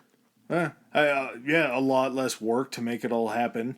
You'd have to master gravity at that point, but you also could build like a larger area where you could set a bucket on top and just fucking put a cork in the side of a bucket, pull the cord. And it wouldn't be hard to, at that point, develop, you know, they had cisterns to heat stuff up. So why wouldn't you have just an elevated cistern that held water and it made it hot and then drop the water out on you? It seems like it would make more sense. The more shocking part about that was 300 BC. We didn't get a patent on an actual shower until 1767. So we're 2,000-ish years behind. And 200 and a plague that killed 200 million people due to fucking germs before someone was like, you think this shower thing's going to catch on? So it's like, I'm investing heavily in blimps. You can fucking, this shower thing's going to be a flash in the pan. It's never going to happen. Blimps are where it's at. You also see people, Churchill, huge bath guy. Yes. And he was way further along. He Yeah, was Churchill, I don't fat, think. gross man. I was going to say, Churchill seems like the kind of guy that probably anytime he had an excuse to be off of his feet, he probably wanted to. So it They're like, was- Winston, you know, there's this new thing sweeping, you know, called a shower. Basically, you stand in it and the hot water comes over you to help you get clean. He's like, what do you have to do? He's like, you have to stand under the. No, don't ever speak to me about this again. I'd rather plop in than get done. I can't have my cigar and my fucking brandy and everything sitting next to me if I'm fucking have water pouring all over me. It's going to put out my cigar and water down my brandy. This is a terrible idea. If only he'd been around for the shower beer. Maybe that was him.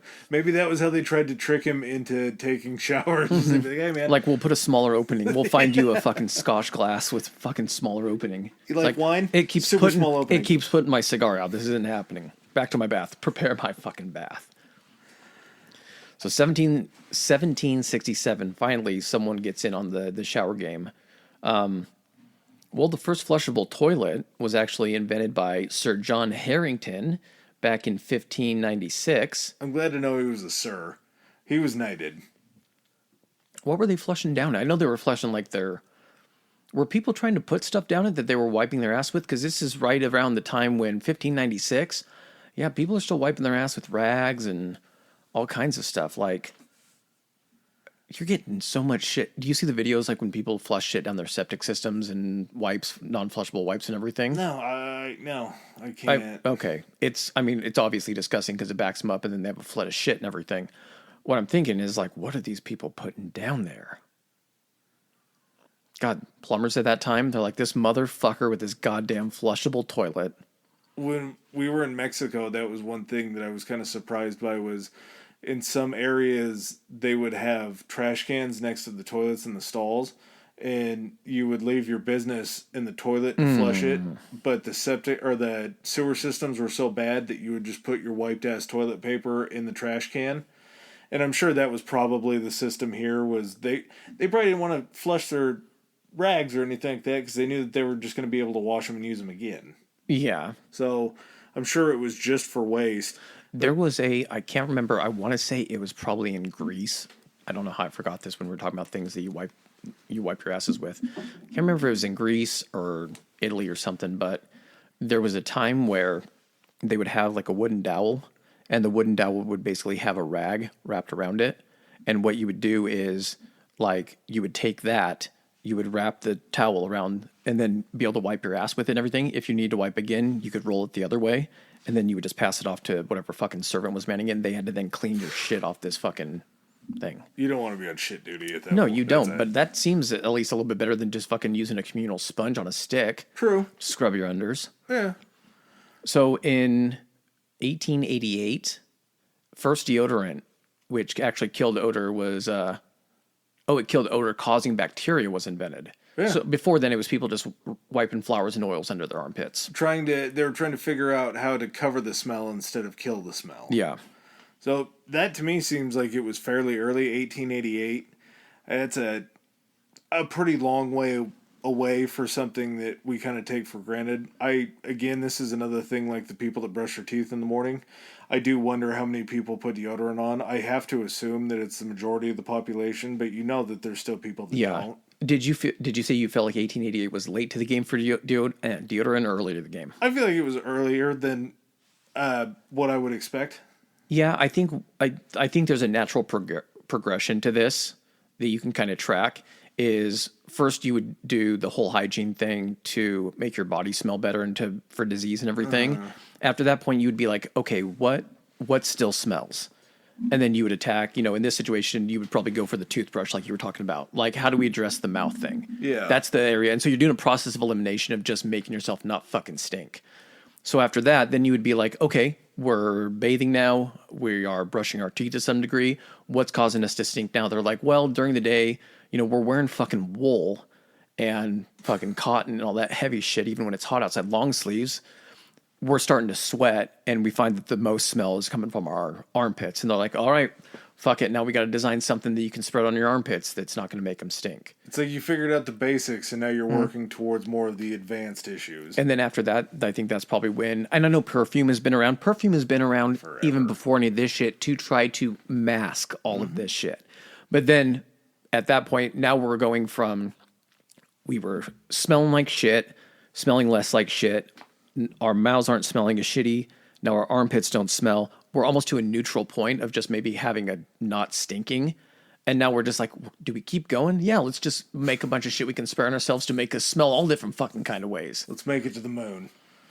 And it took them fairly quick after that. Antiperspirants were 1903. So from 1888 to 1903. Someone spilled a bag of aluminum shavings into the batch of fucking deodorant, and they were like, what do we do? They're like, wow, this is a big batch of deodorant. Oh no, just fucking use it. Somehow And all of a sudden, people kept buying it and everything. They're like, we saw an uptick in... They used it on one of their testers, and the guy was like, I don't even sweat at all. They're like, I haven't sweat in a month. no one even questioned it either. They're like, is it healthy to not sweat at all if we just completely block it up? I don't know. I never realized till you said that earlier that's what the aluminum shavings do. That's why there's aluminum in deodorant or an antiperspirant is to clog up pores, but it makes total sense. On the lady front, on the female front, 1931, a man, of course, a physician in Colorado, Earl Haas, developed a cardboard applicator tampon that was meant to absorb menstrual blood. He made the tampon inside the applicator from a tightly bound strip of dense cotton that was attached to a string for easier removal. That, to me, seems like a way better system than, would you hear, it was like women would use parts of their dress, Parts of their apron. They would use just like the animal. They would use wool, but they lamb's would just wool. like do like a pad of wool or something like that. A tampon has to be a major step up from using That had anything to have like been a that. situation where that guy had just been confronted by too many bears, and he was like, "Honey, we got to do something about this. I can't keep fighting off these fucking bears off the property." I don't want to move into the city and you keep bringing bears I to the beat house. 3 bears. The next bear that shows up could be the last. I'm just gonna let him take you next time. But that is like, do you think that that is an invention born out of him seeing a way to make money, or do you think he was like trying to actually help someone like his wife or his daughters or something like that? I'm gonna lead towards humanity on this one and say that it was probably something to take care for his family. I like thinking about that, yeah. I I don't like thinking about it, but I like thinking of that, him doing that in a nice way. and I don't know this man. I have no relation to him. I'm gonna go ahead and just completely besmirch him because he's not gonna I defend want to himself. envision like a montage where he's like out in the garage and we hear like some Rocky music playing everything, and he's out there and he's got the light shined on his desk and he's bounding cotton up, and then he's trying to put it into cardboard and he's cutting pieces of cardboard and puts it in there, and then he puts a string on it and he just keeps failing and it keeps falling apart. He's sweating and he's getting discouraged, and you see him out there with coffee, staying up all night, and then finally you just see him putting it together and he gets it and he stands up and he's like, "Honey, come shove this up your pussy." That poor woman, all that testing that poor woman had to have done. I'd like to think too that she had actually come up with the idea, but he's like, "No, you're a woman. That's stupid. Let me figure this out." And then he finally comes up with the idea, and she's like, "Yeah, I told you about Patent that 3 months ago." 247. She's like, "I see you did what I said here." And he's like, "Yeah." And she's like, "And you did the string that I mentioned." He's like, "Well, yeah, after testing, I found the string. I determined that the string was the best course of action." And she's like, "Is that cotton in there? Didn't I mention to you how absorbent that cotton would be and that it could simply be thrown out?" And he's like, "Yeah, but I thought I kind of had that idea to begin with. Listen, just cram this thing up your hole and see if it works." Yeah, I'm trying to make us rich, and I'm trying to stop you from bleeding everywhere. Fucking Yeah. bears. It had to have been. I would assume there was no way that a man just invented it without a heavy dose of information from a female. Mm-hmm. Like that, his wife probably deserves a lot more credit. He probably was like, "Hey, let's call it a ripcord," and she's like, "Women aren't going to want to call that a ripcord. Let's just." I built it, I name it. 1923, and I know we're kind of jumping back and forth on dates, but it's just different stuff. So 23, Q-tips are actually created by Leo, how do you pronounce it? Gertzenzang? Gertzenzang? Gertzenzani? Yeah, Leo. Gertzenzang. Okay, so Leo creates Q-tips. Now, Q-tips are not for cleaning your ears, believe it or not. That's what people use them for, but nowhere on the box of Q-tips does What? it instruct you to put them in your ear. Yeah, you're not supposed to put Q-tips in your ears, man. They're supposed to be used for cleaning stuff and other types of things, but the advisement is to never stick anything in your ears. Well, You can use it to clean. It never says put it. It says you can clean the outside, but it is never meant to clean. Sorry, it's never meant to clean your ear canal. It says nowhere. Do not insert this in your ear. It's just supposed to clean around the outside. because this was an adaptation from something that they had. All over history, they would find small sections of wood, and they would almost have like a cup at one end, and people used to use them back in ancient times to actually scrape the earwax out of their That is what ears. you're supposed to do. That's why the whole thing is you can use a bobby pin, but you use the circular, the bendy part, and you just use it to scrape, like gently scrape. It's just think of it in the same way that you're using the little spoon thingy. Instead of a spoon thingy, it's just a little circular, almost like a hook, but like a it's not like That the hook feels end. so much more dangerous than a Q-tip. I know it does, but here's the whole point with what they found with Q-tips. And when they were invented, I'm talking on my ass right now. They could have been meant to clean your ears and that kind of stuff. They have been since proven as medical, science has advanced that Q-tips don't function as they should, because what they do is they don't grab the wax. Have you noticed that you have to get in there and almost like twirl it to kind of like Yeah, there's a motion that you have to do Yes, to get but everything. what you end up doing when the Q-tip goes in is you end up compacting and pushing in wax. You don't get out half as much as you're pushing in. That's why there's all those little new fucking gadgets that have the scoops and the cameras that just use a scoop, and you're supposed to go in and just gently pull the wax out. Yeah. Q-tips have been causing problems by but I don't I know. used Q-tips my entire life, not even shitting you. And then I finally started using within the last year or two the little either a bobby pin or that little grabber thing, and I don't have wax build up in my ear at all. I had wax built up the first time that I had to use the little hook thingy, but I haven't had any since. And I'll Have you take noticed a Q-tips difference? in Can my you hear ears. better? I mean, I wasn't plugged up, but I had a lot of like dark colored old wax. Okay, we're good. Okay. So anyway, Birth. he invents that. It's used for a whole bunch of stuff. Then in 1927, liquid shampoo is invented by Hans Hans- Schwarzkopf. And if you've ever, isn't Schwarzkopf like a famous name in shampoo? I think so. Or like a beauty school or something like that. But yeah, so I mean, we're making progress. Here's the thing that kind of is weird to me. Where's the hand soap thing you had? It's the top one. Okay. So it takes till 1984 for a guy named David Poshy and Peter Devon Devon, I think. to file a patent for antimicrobial soap. Do not confuse that with antibacterial soap because that wasn't invented yet. But we have fucking shampoo in 27. What the fuck is in the shampoo then? I understand shampoo doesn't kill stuff in your hair or anything like that, but like, it seems like it was a long time to be like, well, we're washing our hair. Shouldn't we have something that really cleans our hands? Considering our hands are fucking touching our assholes all the time. Pubes, man. You had to figure out how to make that bush smell better. That's true. Yeah, maybe little known fact. That's how it was shampoo. found out. It was actually shampoo was meant for Yeah. downstairs hair. And then people finally, at one point, they were scratching their pubes, washing it, getting a real healthy lather. And then they had an itch on their head. They're like, I wonder, will it work up here too? Soft, luxurious hair and soft, luxurious bush. Yeah, North and south. I don't know. It does seem weird, though, that, yeah, you wouldn't want to take care of the microbial stuff first.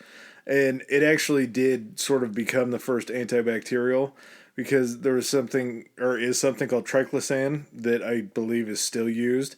And when it was added to the mixture, it would kill the bacteria beyond the I don't microbes are probably smaller than bacteria, but the actual like germs that were on your hands would be killed by the triclosan. And I was pretty shocked to find out that first company that made it is still around and very powerful today. Dial. Yeah. I mean, if you find what you know what, Dial doesn't seem like they've really tried to go outside their wheelhouse. No, they market on NASCARs and make soap. Well, here's the thing too, is like, if you're doing something, I'm sure Dial has tried to make some other shit that failed and everything, but if someone says Dial, it's soap. That's all you think about. That's all they've really stayed in their lane for. The Kleenex of soap. Yeah. They've had their versions of Crystal Pepsi, I'm guessing, or no one fucking remembers it, but yeah, it's kind of like, companies that have been around since like World War II. They got famous, like GE and all that kind of stuff that were building planes, or Boeing or Lockheed and everything. That like, oh yeah, like you've been at this for a while.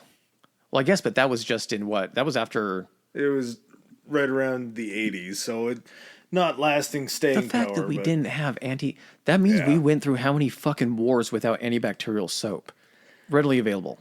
And I'm sure peroxide was invented before that. I'm sure Oh yeah. they had certain things to clean out wounds and to make that all happen. People used vinegar a lot. I don't know. I guess vinegar has probably been around for forever, and they noticed that it was so acidic that it would probably kill Yeah. things, but they use vinegar for a shitload of cleaning purposes. One of the other very scary things that came... Much too late.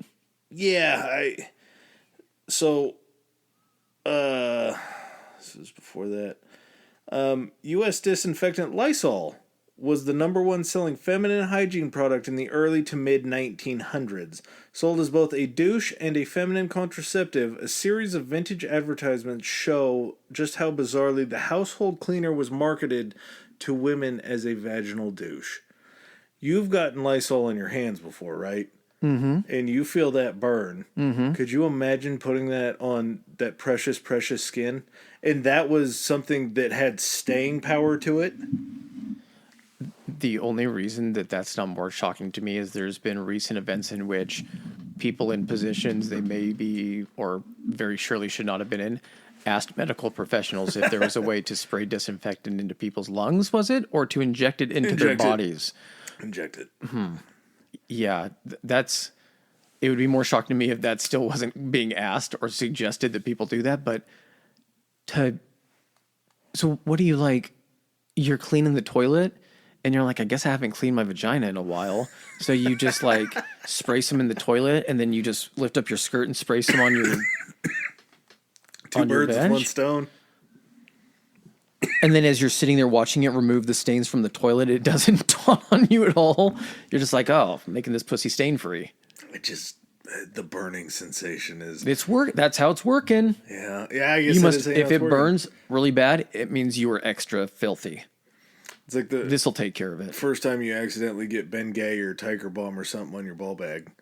And Can you imagine your wife steps out, honey, I'm all freshly clean for you. You go down there. You know what probably happened? I don't think, men got tired of having the Lysol taste in their mouth. that might have been it. That might have biologically ruined oral sex for a long time. And then just to get fucking dick burn. Yeah. Like, what smells like fucking bleach? It's all for you.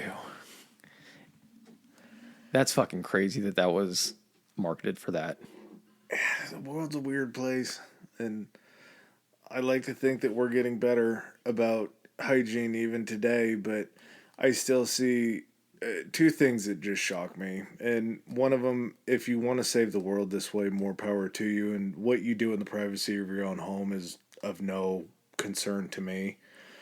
But if you're in public, flush the toilet when you piss.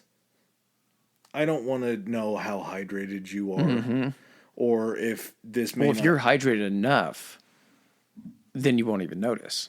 Mm-hmm. And always flush your piss. Obviously, always take care of your number twos because that's just so much worse. We're having a water shortage on the island, so we're going with the if it's mellow, let it mellow. If it's yellow, let it mellow. If it's brown, flush it down. Mentality.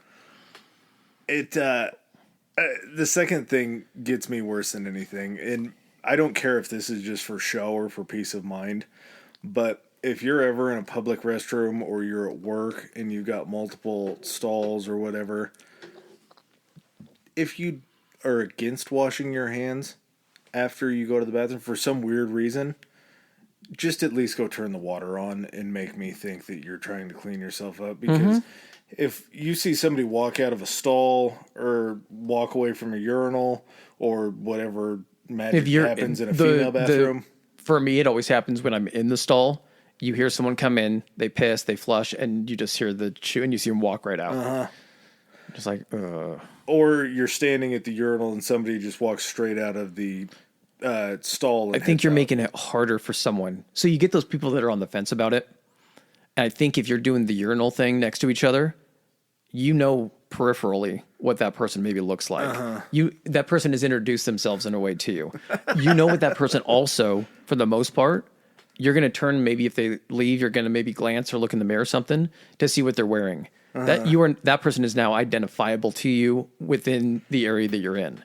Now, if you're just stopping by a restaurant or someplace, well, not a restaurant, because if you come out and you see that person sitting at their table, you almost just want to walk by and be like, filth. You should be allowed to publicly shame people for that. Hey, man, just in case you're wondering, the water in there, actually, you were probably worried about it. It did work. And I made sure it worked. So if you want to hop back in there and wash your hands after handling your dick. Just walk up to their server and be like, hey, don't touch that guy's card. Just clasp it in the thing. Because I watched Have him hold it while you... Yep. You better hope it has touch. He didn't wash. But even if you're not going to do it, if by some weird mental issue that you have that you just don't decide to do that, at least entertain everybody else in public and go over and turn the water on, fake it, scroll out a little bit of paper towel. It doesn't have to be a dryable amount, but just make me think that you at least gave a little bit of an effort. That's such just a weird, scary thing. Put on a little show for me. And we're not asking much. Peace of mind. Just give me 12 seconds of your time. Something. Just so I don't have to think about that for the next half hour, and I don't have to be sitting in a store and go to grab something like, well, somebody probably grabbed that before me and didn't wash their hands. Now everybody is disgusting. Yeah. Yeah. How far we've come in such a long fucking amount of time, and how, it took a lot of steps back. A lot of steps back, and there's just always room for improvement in this area. All right. Well, you got any final thoughts on this one? No, just wash your hands. I'm going to go take a shower when I get home. Yeah. All right, guys. Well, thanks for joining us for another episode. We'll see you next week. Peace. All right, ladies and gentlemen, thanks for joining us for another episode. If you like what you heard, hit that subscribe and like button. Follow us. If you didn't like what you heard, still hit that anyway, because we'll probably cover something in the future that you do like. Please follow us on our social media. Adam, hit them with it. Our Instagram is Historically High Pod, Historically High POD, and we are on Twitter at Historically High. That's Historically HI. All right. And if you guys want to send in any feedback, suggestions, hit us up on those two, or you can even do it on Gmail. It's historicallyhighpodcast@gmail.com. Thanks again. Peace.